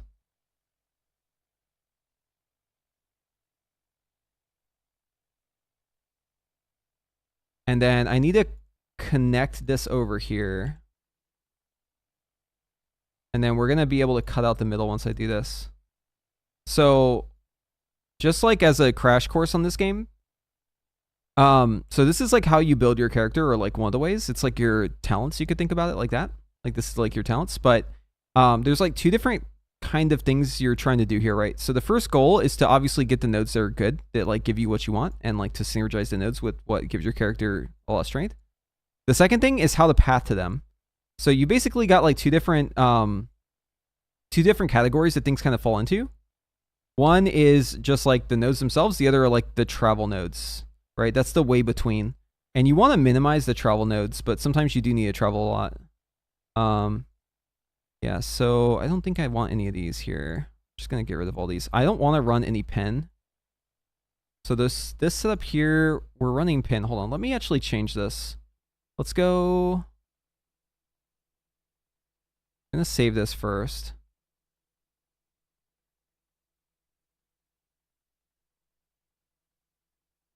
I need to swap it over to monk.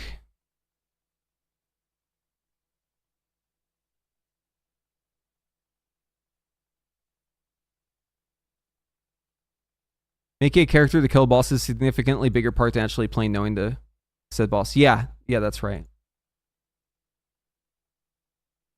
There's a lot of knowledge involved for sure. Like lots and lots of knowledge. It's definitely one of those games where like if your brain works like it does in WoW for like getting set up without looking at what other people are doing, like if you're able to like kind of figure out what's good without like relying too hard on what guides and stuff are saying, which isn't a bad thing. I'm just saying like if you're able to like intuitively just know like how you should play the game just by playing it, or like what game interactions are good together, like these are things that would like kind of carry over to an extent if you understand the gameplay mechanics, right? So like I'm going to be basically doing this build but as monk, right? So what I'm doing is I'm trading. The trade-off is I'm not going to have the extra projectile, so I'm going to lose about 16% damage from not having this projectile. But my Death's Harp already has 5 projectiles, so like, or I guess it's 6 already, right? Because 1 plus an additional, so that's 2 plus 4, so that's 6 total, right? So this is a 7th projectile, which is not that big for me, right? And movement speed, I'm losing movement speed, but what I'm getting in return is I'm going to have Spirit basically for free from my chess piece. And Spirit's how we reserve for like ores and stuff, which you normally have to have, and it's kind of like a big budget thing. We're trying to do this on like a low budget or like a medium budget. And then this part's big. So like you always crit as this build. Like I'm going to build my character so I always crit. And a big thing that like reduces your damage is elemental resist. And there's normally a certain amount of elemental resist in the game where it's like, it's kind of hard to deal with it because it's like, it's so much, right? But this talent is triple resistance, or triple pen. Normally, whenever you're trying to get penetration, it's going to be like specific to one element, but you'll want to use a bunch of different elements because, you know, it's easier to scale different elements if you're like on a budget, right? But this allows me to do all of my damage with penetration as long as it's not physical or chaos. So as long as it's an element, we can hit for full damage always, as long as it's a crit too. Boom. So that's huge. This talent alone is massive because it basically means I have like everything penetrates. All crits are going to do penetration, so I don't actually need to worry about building any pin in my tree whatsoever, which is fucking huge. Because not having to worry about building pin allows me to do all sorts of crazy stuff. So number one, I can get rid of all of this stuff here. This is all penetration. So I can just like drop all this shit. Don't need to worry about it. Anything that says penetration, I can get rid of. And normally whenever you're doing like bosses and stuff, penetration is like going to be one of your best stats. It's also like a support you're going to want to use on your abilities so that you can have pen. I don't have to worry about any of that because I'm just going to crit.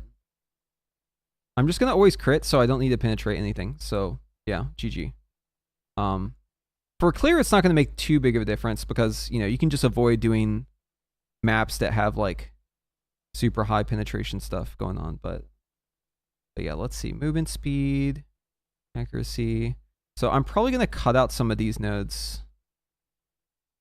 Bio wounds is pretty good. Let's just cut out all this. We definitely want all the quiver stuff, so I know I'm going to need a route over here. I'm going to pull out this as well. So, yeah, we'll definitely use controlled metamorphosis here. I'm still going to want to grab these. These are just LE damage. This is attack speed. Projectile speed also apply damage to both. That's huge. Yeah, more crit. Herald damage stuff is pretty good. But I'm going to take it out just because I want to kind of clear these extra nodes out.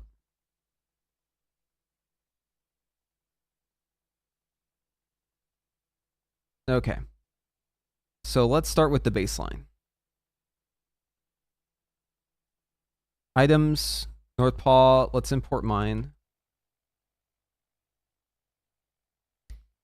I played a ton of Diablo 2 and always wish it was harder. I was hoping in-game PoE had like 5-minute bullet hell bosses and such, especially since I heard they added dodge roll. Sounds like PoE talents are more akin to deck building and TCG. I think that's a good analogy. Yeah, it definitely has like a level of complexity that's much, much higher. And like more you can do. So I'm not going to pretend like every boss is harder than Path of Exile because it's not. Like a lot of bosses, you'll just run in and you'll just like one-shot them. Because your build will be so strong. But if you're playing through the campaign, it's absolutely like that. Like the campaign is probably like the strongest part of Path of Exile. Because in the campaign, all the bosses are really epic and hard. And the game is free. It's not out yet. Like the freeform version of the game is like not out quite yet. But it is going to be a free game.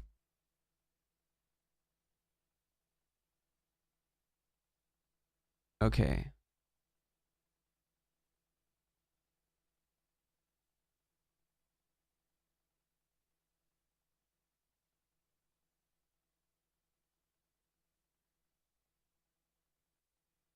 It's saying I'm losing a lot of damage because I have these pin nodes in here, but like I'm gonna have infinite pin. Hold on. We gotta add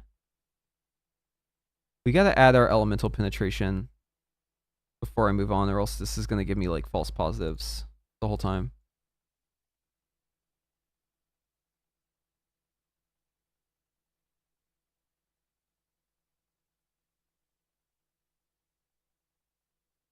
Just gonna add a custom modifier.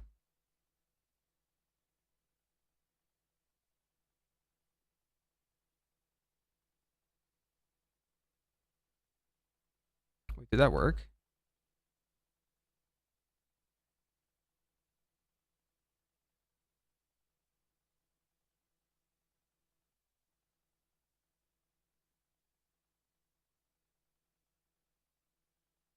Oh, I think this is the syntax for it. All right, yeah, so we need to add just damage penetrates, and then we'll put elemental resist.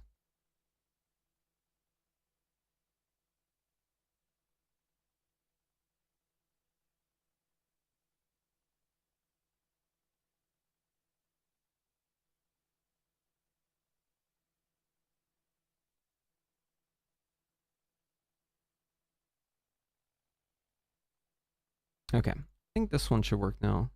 Yeah, that's more reasonable. But it's more like all of it, right? So I'm just going to put... I don't know if I can do critical.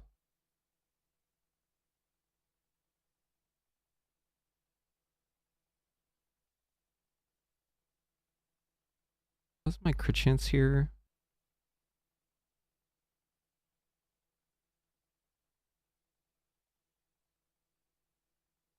Yeah, so I have like 84% crit chance. So I'm just going to say that we're just always penetrating.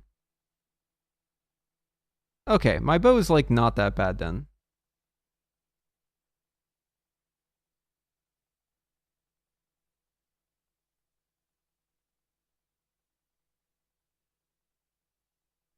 Yeah, it's probably going to be LE damage on the bow.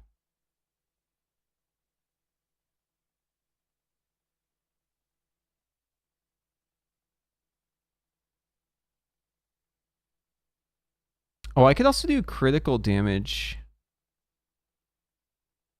6.4 versus some... I mean, no, it's LE. Let's just be real. I'd try PoE2 if it was free during early access, or dang early access, yeah. It's definitely worth trying out for sure. Very fun game. So we want like a tri-elemental quiver with crit, and I think that's kind of what we have. I don't have cold damage on this though, which is bad. Saw, dude. I'm probably gonna lose a lot of damage swapping this quiver. Oh wait, I didn't. Oh, it's actually a good quiver. No cold damage on it though. Wow, I lose a lot of crit chance though. That's actually kind of bad. I really need that crit damage, man. I can't, because like I need a crit in order to have my LE pin. How am I losing so much crit chance? 30% increased critical strike chance for attacks versus 34% critical strike. Oh, it's the base, dude. It's a bad base. Ah, fuck my life, dude. I need a better base. Okay, yeah, this is a bad quiver. We're going to have to drop this quiver and get a different quiver. For now, it's probably fine.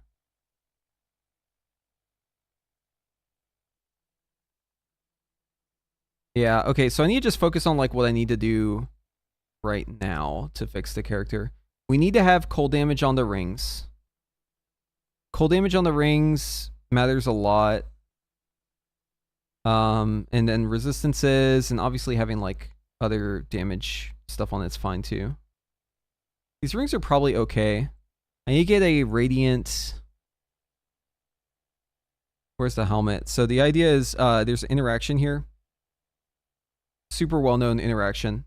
If you have gas arrow and you use this helmet, it makes like all your gas stuff just like blow up insta. Is there a good corruption for this though? Oh, spirit corruption? Wait, hold up. You can get spirit on this? Well, if I'm monk, I don't care about spirit corruption. Well, let's just roll the dice here. It's like a decent one.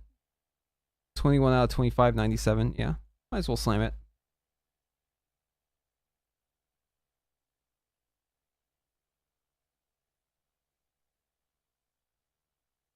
Wait, it actually made my ignite damage go down. That's funny. I don't think it actually matters though. The Path to Building app is giving me EVE Online vibes. I didn't expect PoE players to be such spreadsheet nerds. Dude, okay, so like what you gotta understand, the first thing you need to understand about Path of Exile is this is a game for the spreadsheet nerds. That is who this game is for. Okay, we are the target audience. Okay, so we're gonna need a certain amount of spirit. Hold on, let me fix or like take all these supports. One sec.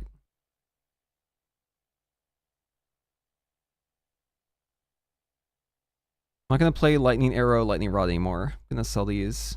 Oh, well, let's keep the Heralds on.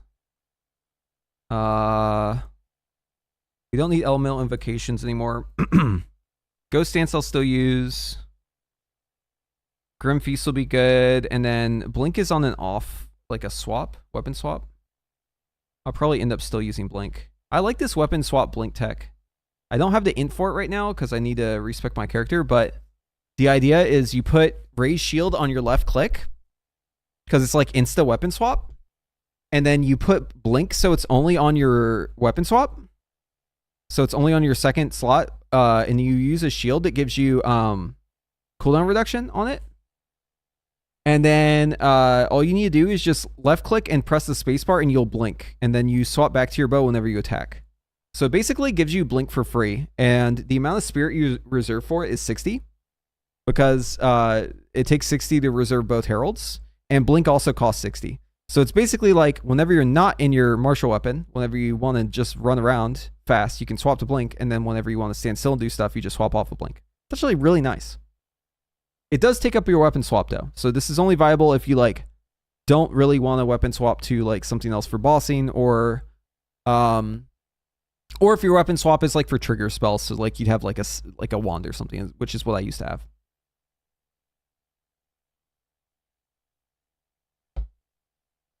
But yeah, okay, let's get it rigged up. So we need to get gas arrow.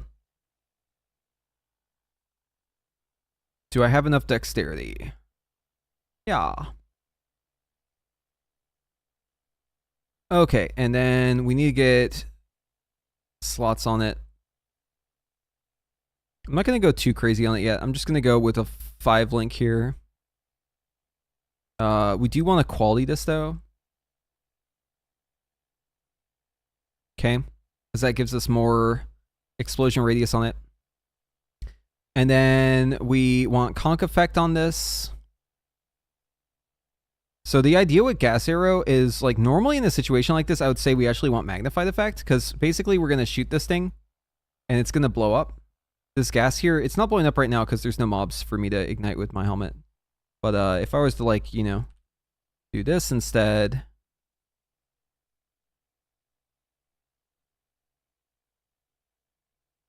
Can show it off real quick. Just put on a flame wall.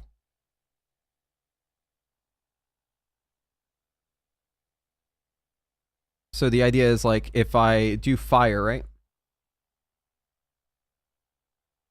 Why is this not blowing up? Maybe it has to hit a mob. Well, normally you can hit it with fire and then the whole thing blows up.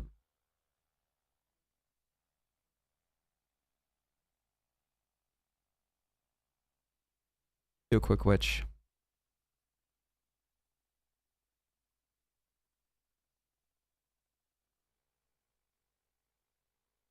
But yeah, so there's an item in this game that's like really broken. It's called Hand of Wisdom in Action. I have used it, but I kind of hate the item. I feel like it restricts so much build variety in this game. So like I don't have like a bunch of my right now I don't have a bunch of my traits, but just showing you kind of how this would look, right? So you basically like shoot the gas and then the people blow up because they're on fire. And I have like super high crit chance, so I'm just like using my crit to kind of like carry my damage. And I'm using elemental damage instead of like poison. The gas arrow itself is just to make the fire go off. Big boom. But if I crit, I'm guaranteed to so like I have like no damage right now because I haven't actually set up the build yet. Still need to put in like a bunch of points and I'm not even wearing a lot of stuff and no supports in there. But that's kind of how it works is like my helmet causes enemies that are around me to be burnt, right? So they're going to get burnt. And then that burning, since they're ignited, if I put down the gas arrow and they're burning, then it just makes them explode. So instead of having to like have something that like blows up my gas arrow, I can just shoot down the gas arrow and then once they're in range, they fucking blow up. Right? So if I like gas over there, even if it's far away from my character, it's far enough. But as you can see, whenever I shoot it far, the arrows kind of land separate, right? But if I shoot it close, they all shoot at the same spot. So like that's what I do on a boss is like try to hit them all at the same time. So like normally I would say I want magnified effect because I'd want to be able to like shoot this far and have them still overlap. But because I can do it point blank, I don't need to have magnified effect.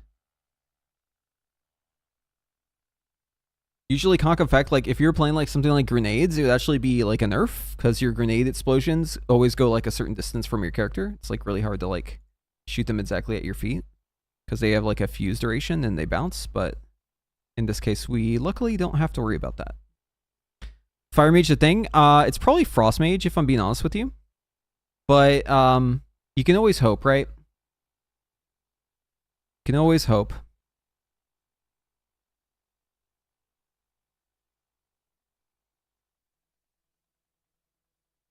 Okay, let's see what he's running. Funk effect, primal armament, martial tempo, close combat. Dude, I hate close combat. Close combat's such a bullshit support, man. It makes your spells take infinite more damage, or infinite more mana to cast.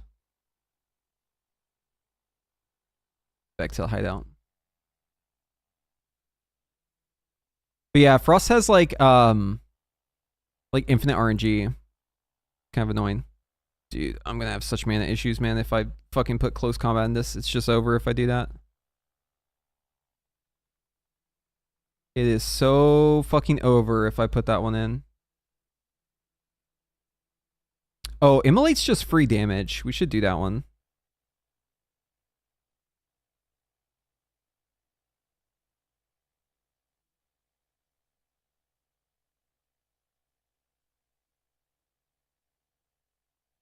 Oh, it's a tier 3. I don't think I've ever made it Immolate.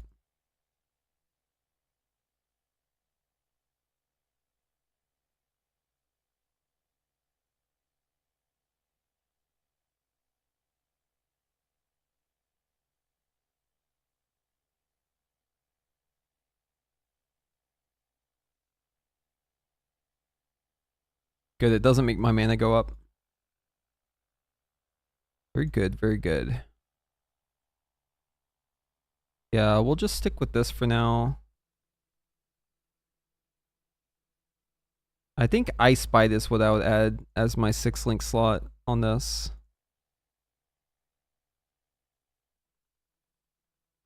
Okay, and then... yeah, so we don't have to worry about penetration. There's no lightning or cold penetration, because we're going to just assume that we always crit. That'll be the setup. And then we want to do... let's see here.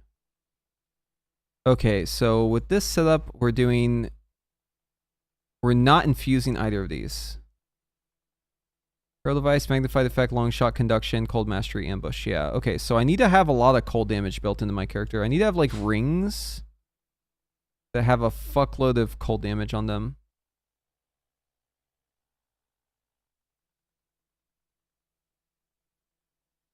Magnified effect.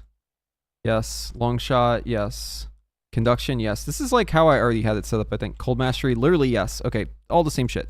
Oh, ambush. Ambush is different. We definitely want to put ambush on here. Wait, I could have swore I had a 6-link Herald. Oh, I must have sold it.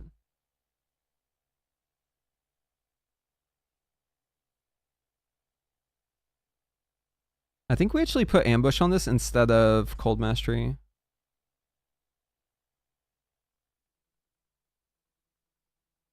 And then for Herald of Thunder, glaciation, no cold infusion, but let me check the cold damage. Okay, so for now we'll have to keep it cold infusion because I don't have enough cold damage built in. Lightning mastery, innervate. We'll put Ice Bite on one of these. We'll do Ice Bite and innervate here. Hopefully that procs. We don't need the cold pen. I'm disabled on my eyes and would like to play Ice Strike Monk. Will someone carry me for leveling? This would be great. I've never seen someone solicit in my chat like that, but hell yeah, dude. Good luck.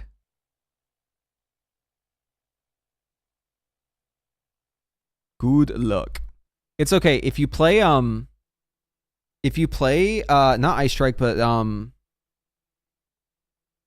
what's the fucking ability? There's a monk ability that you should play. Because I can play it without looking, so that might be a good option. Where is it? I mean, to be honest, that's kind of how monk is. Yeah, Stormwave, dude. Stormwave, you can just like blow up the entire screen and then some. It's like 2 or 3 screens over.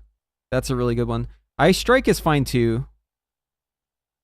If you want to run fast, I actually hate this build, but I did play Tempest Flurry, and you use it as like movement. I kind of hated the playstyle though. It feels really bad. Like you have to control your character with the mouse, but it's like really, really unintuitive. But Stormwave or like Glacial Cascade, yeah, Ice Strike's a good one too. But with Stormwave, you can just like send it with like the upheaval support. It just like boom blows up like the whole screen every time. That's a good one.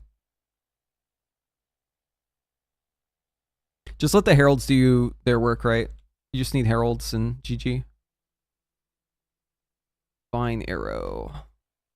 I have a good vine arrow. I was using that before for my cultist mace setup.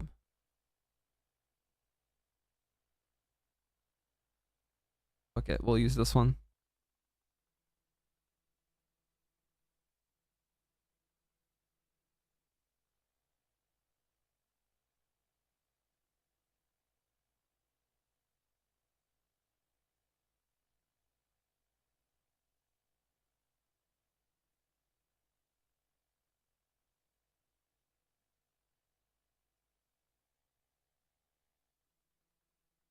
Wait, are we using... No, we're not using that. Okay. Okay, we are going to need a little strength. My character is very weak. I got fucking spaghetti arms, dude. 19 strength.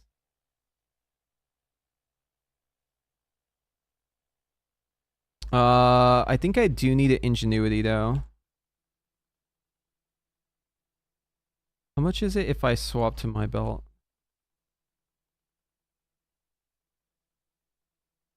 %20 damage loss? Yikes. What else do I lose? Not much actually. Wait, hold up. How expensive is ingenuity? A cheap one. Let's take a look here.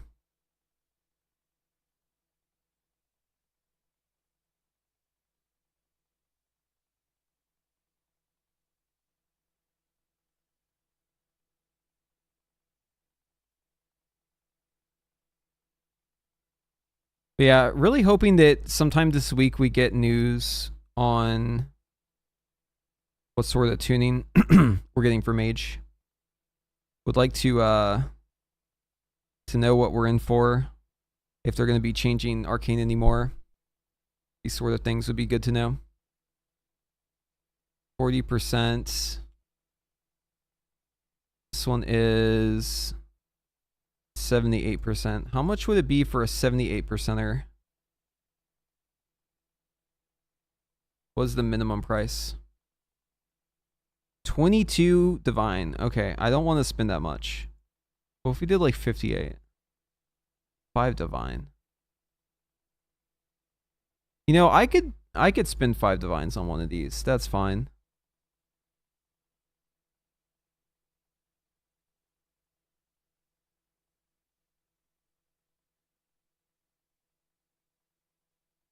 How much would I lose with this? 59%.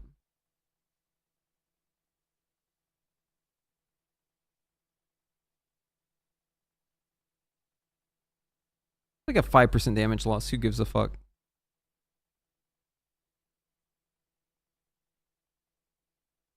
Wait, what if I bump it up to 6? Can I get a scoop?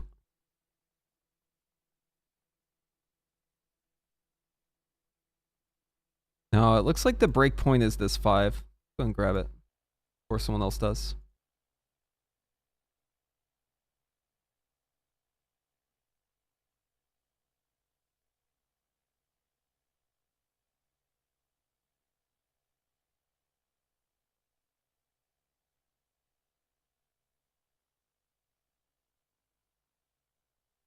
So we'll probably spend the rest of our money here on a chest. The budget here is like 20 divines.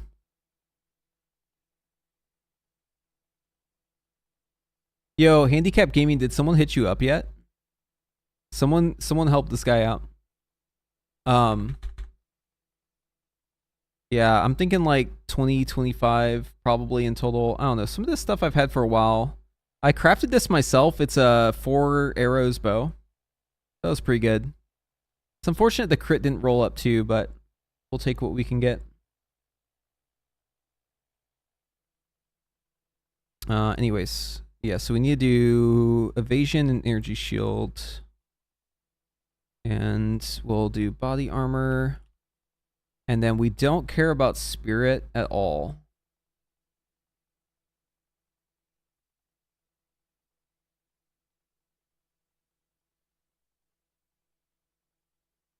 Wait, how much spirit do I actually need?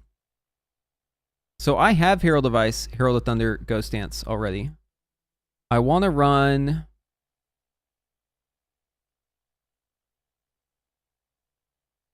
Wait, do I even want to run the spirit thing?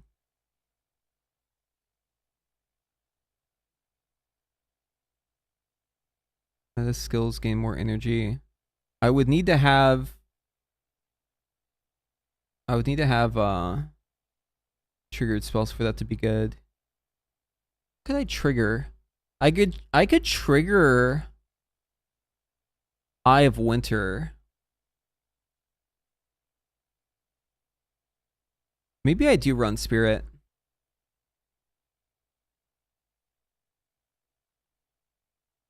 Yeah. Let's see. What would be the alternative here? So we're using more Invictus and we're getting what? We're getting life.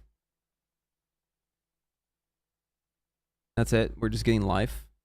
Oh, we're getting resistance from it too.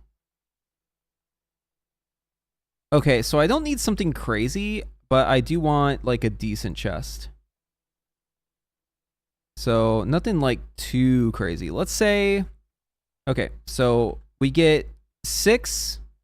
For every 6 energy shield, we get 1 spirit, yeah? So let's say 75 times 6, which is 450. Let's say 450 energy shield at least. And it'll be 15 for evasion rating.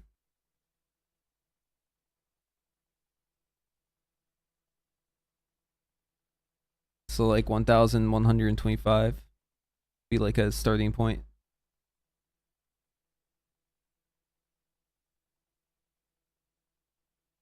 Yeah, I mean, what the fuck? This is not real. This should be 1 divine, right? This is a troll. Okay. So let's see.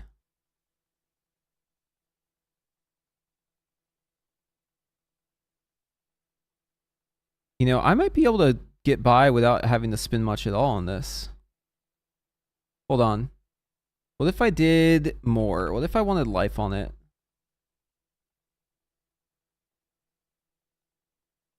Would it like break our budget? Let's add in our budget. Let's do, let's say 5 divines on it. I'm being super cheap, but okay, so we can't go that cheap with it. So this is what, 150 spirit added on, so we'd be at 160 total. 160 total. So we'd run our elemental invocation, so now we're at 100, and then we'd run ghost dance, which is going to be another 30 off of that. And then let's say we want to get frenzy charges and we want to convert them into crit ones, so it's going to be another 60. So we have 10 left over, and we could run precision on that. Okay, that's like a perfect amount then.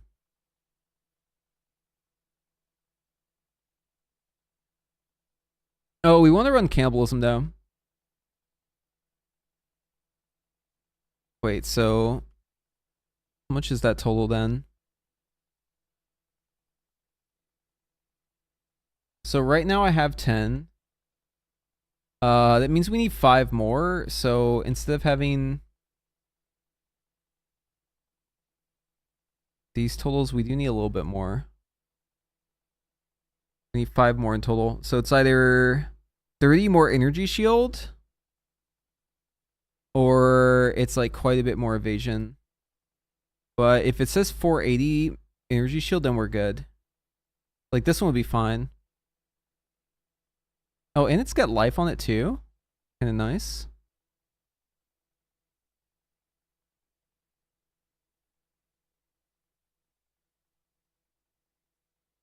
I'm a little concerned about my resistances though. Wait, what would the Moira Invictus give us though? Hold on. Let's spec into some strength so I can actually see what this does. Yeah, I have one laying around. Yeah, I do. Okay, let's slap this belt on just for shits and giggles. What's our spirit go to? 82. 82 spirit with this.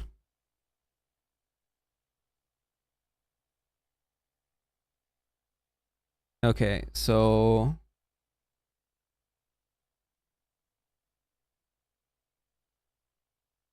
let's add in Wind Dancer.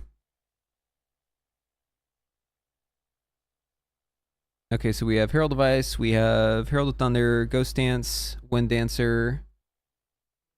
I could just cast Eye of Winter myself. It's not a huge deal. And then is there another aura that would even be useful for me? We want Cannibalism too, right?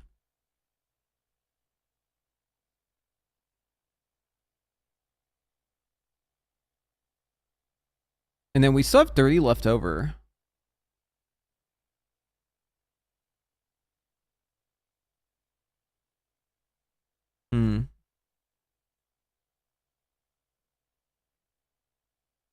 So I was thinking it would be nice to have Charge Infusion and Combat Frenzy, which would be 60 in total. So we're 30 short. Wait, can you get one of these up to where it needs to be? What am I actually getting out of this chest? Okay, I'm at 2,000 life right now. So I'm only getting like 500 life from this. And the attributes being stacked, they don't really matter.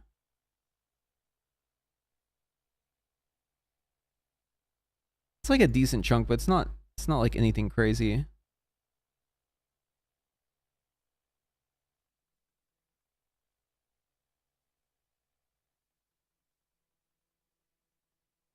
Okay, what? It's like 37, right? 37. So we're short by 23. We need 23. So 23 if it's split across ES and evasion rating. So let's look at half of, so it's like 11. So I need 11 times 6. So I need 66 more energy shield. Can it even roll that high? 66 more energy shield here.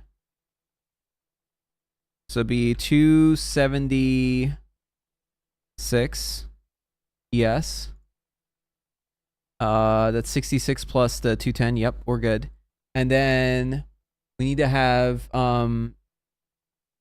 23 times 15.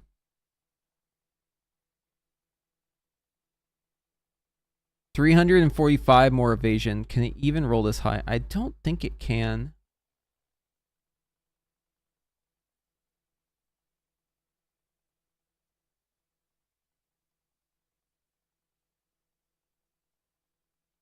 $345. That's kind of a tall order.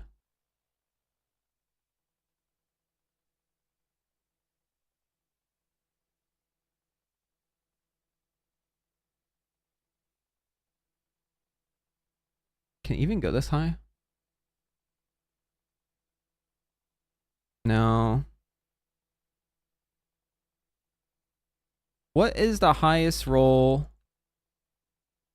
this thing could have defensively? Let's see. 301 energy shield.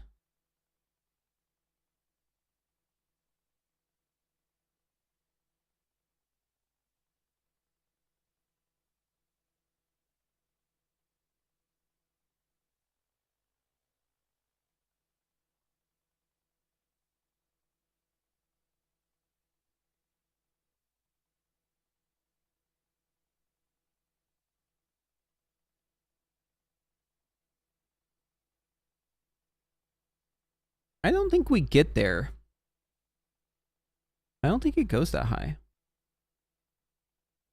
I think we forego the Moira Invictus, and I think we go for a more reasonable chest that doesn't have like crazy fucking cracked Energy shield and everything.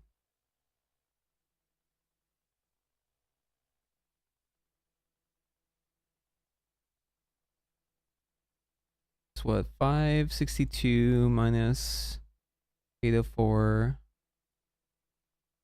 So that's 242 divided by 15. So it's 16 more spirit on the evasion rating.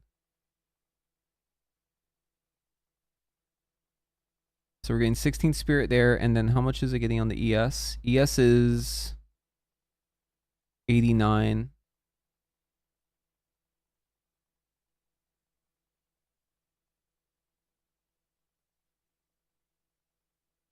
So it's actually 30. Wait, so it is possible. Is it just as simple as I need to swap the runes? Do I need to just add...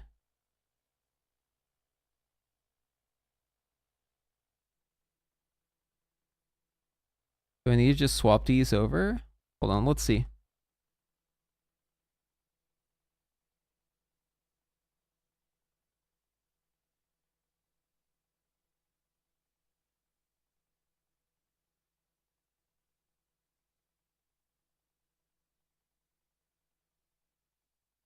Guys, has there been any more WoW news yet?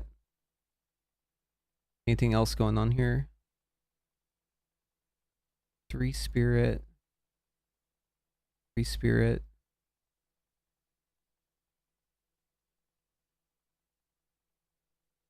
So this just gives me 13 spirit.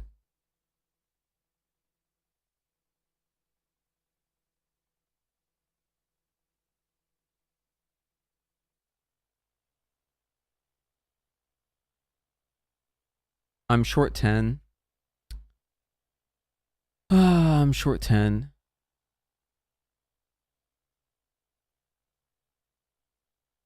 No, I don't think we use a more Invictus. I think we need to actually use a gigantic spirit chest. Damn, I kind of regret selling mine now.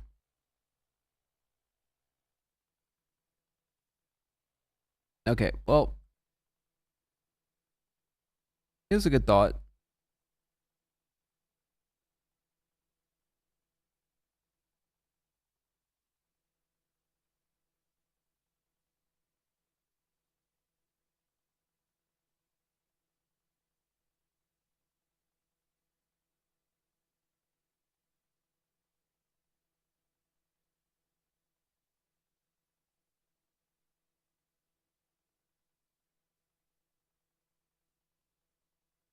We can find a probably like a pretty good one though, because we don't need a ton of spirit.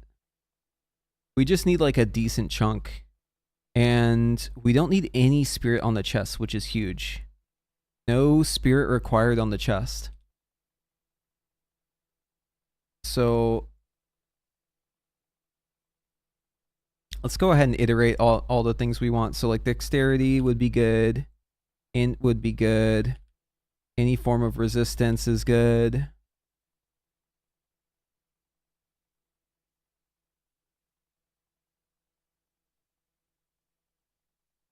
What else can these two be? See here, items. What else can roll on chest?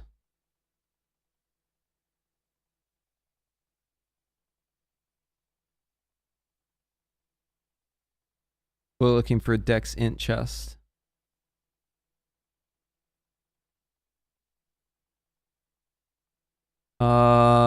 Yeah. So life is fine, and then, but we don't want to look at the prefixes too much. So yeah, it's just dex int and resistances. Nothing else here is actually relevant at all.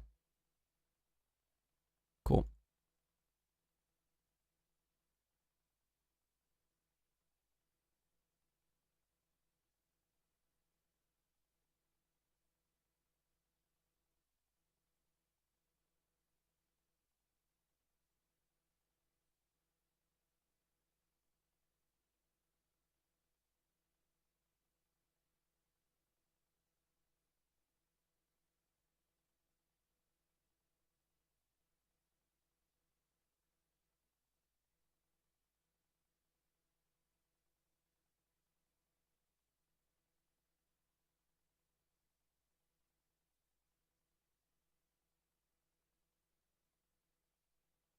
This one's looking kind of good. 4 divines, 100 life.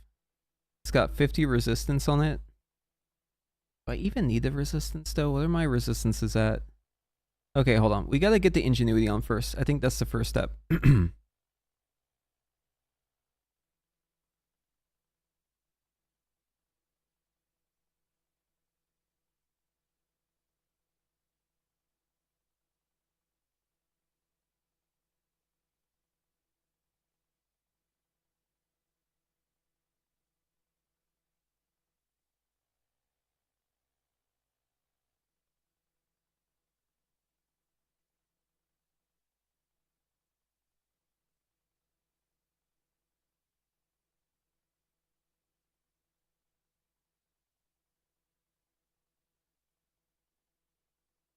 We might just have to settle here.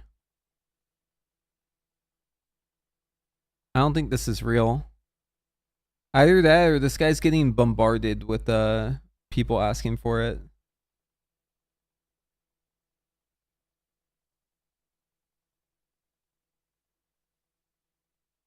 Because this one's definitely underpriced.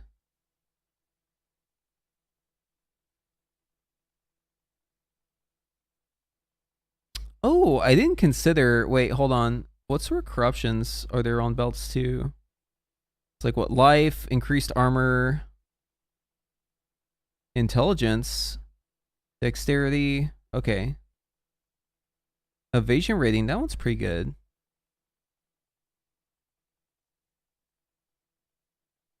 Strength might be nice too. It'd be nice to get a little strength. Because there are supports I want to use. And strength is just...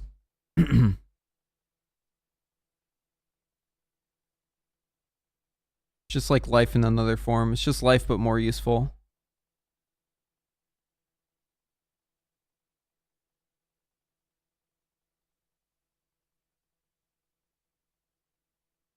It's somewhat less effective though. Yeah, I don't know if this was real, guys. I think this guy is just trying to bait people into selling him cheaper ones. I'm up one more time.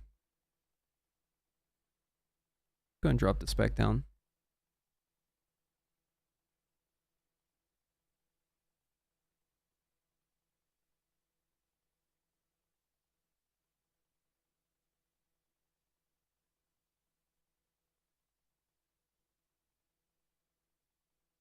Were there any corruptions that were good for like 1 extra divine? Armor. Max res. Did we get lucky?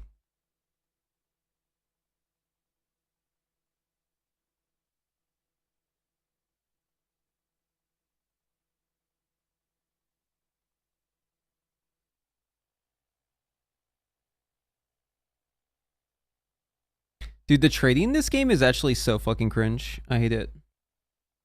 Okay, well, while we wait, we'll set the tree. Okay, so we know where we're gonna put this. Right there. And then let's respec on some of these. Just get rid of all these nodes.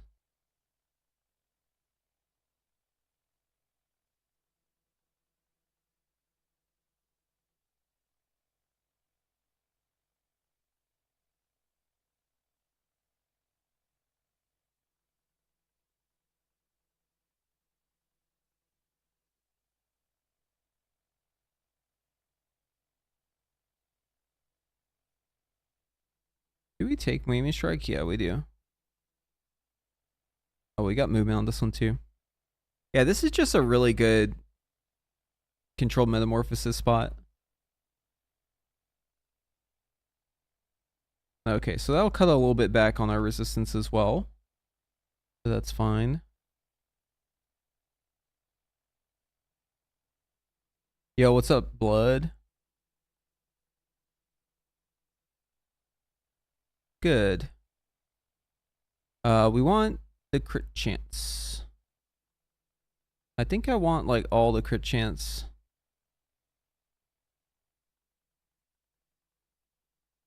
No. But that might be what people might say.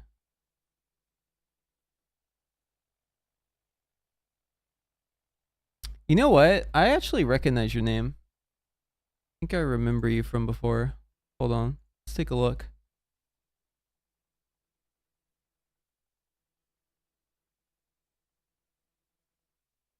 Yeah, you're in here all the time. You're just trying to stir up shit.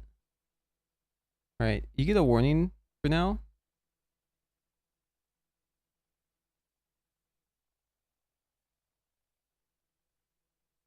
Okay. So we need a certain amount of crit to get this going. I think that didn't actually change anything. It just looks better.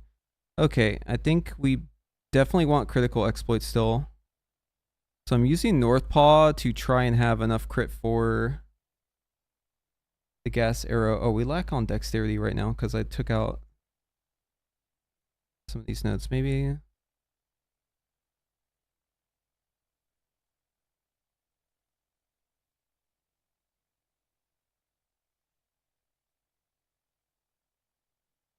Oh, yeah, we need the quiver notes. Let's go and put those back in.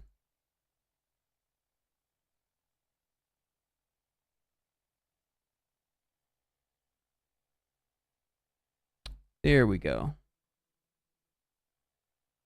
That way we can see our crit chance. 38%. Huge. Okay.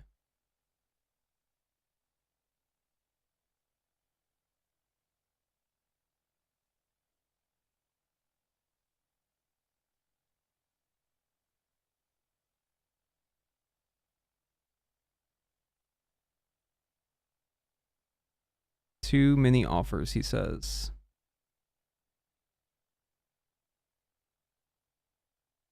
This is the 59%er. 5 divine, 100 exalts. Yeah, that's a deal.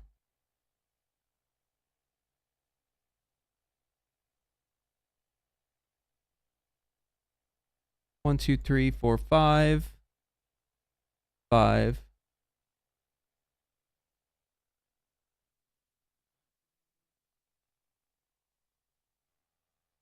Okay. 5 divine. 1, 2, 3, 4, 5. 100. Oh, looks good.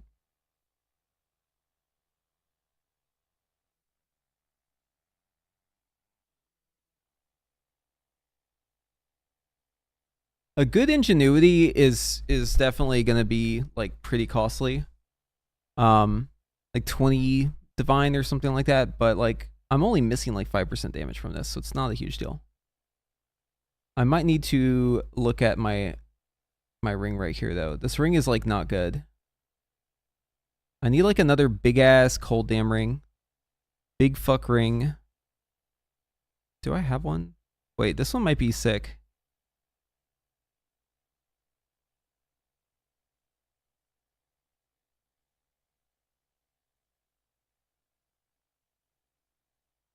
Yeah, that's massive.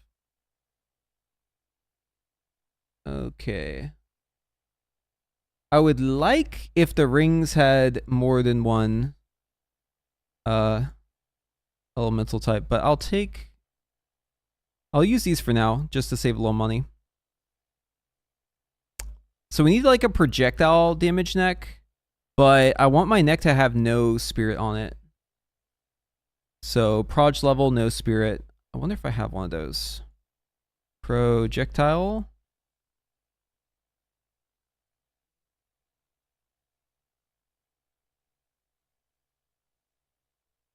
ES life rarity projectile. Dude, this is perfect.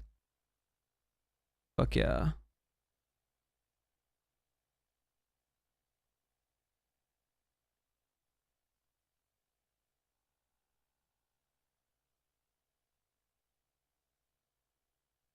How's this? This one's high spirit. This is overpriced. Let's knock it down a peg.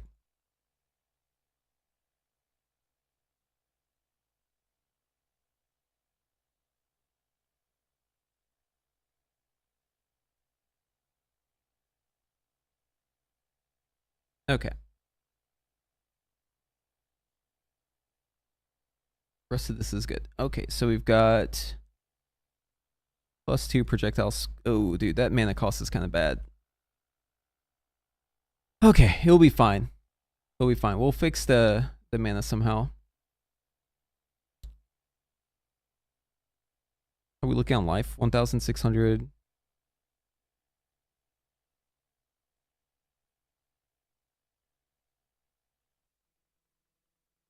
Start plugging in these new values.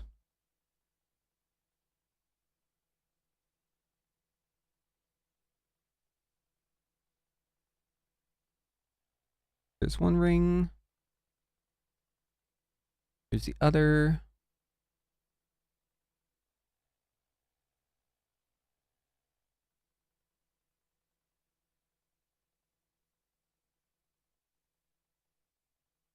Okay, morbid nail. Blood coil. There we go. These two.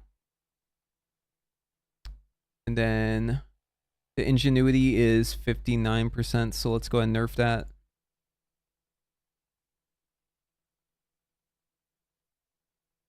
Alright, 3% damage loss, who cares? Okay, that looks great. And then let's import the neck. Cracking clasp. This one's a +3 going down to +2, so we are losing quite a bit, but we'll save on the mana. The mana cost won't be nearly as bad. Oh shit, it doesn't have crit chance on it though. Oh no. We can't do this. Nope. This neck will not work. That is very unfortunate. This neck will not work though. We need projectile skill level. And we need crit. And the other stuff is whatever. Like we can get energy shield on it. We can have life on it. We can have rarity on it. These are all like good mods. But like we have to have crit on it or else it's no good. Oh wait, mine might be underpriced. I think it was underpriced, dude. That's crazy. Okay, let's do this. Turn these off. Let's just do crit chance. See what we get.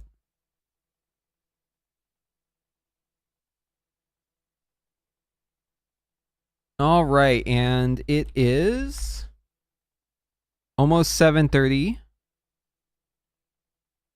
So 4:30, they're probably wrapping up for the day. We still don't have any news.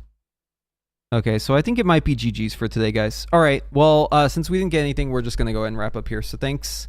Kind of died down on the PoE stream, but thanks for joining me on the WoW stuff. That was fun, and we'll be back again.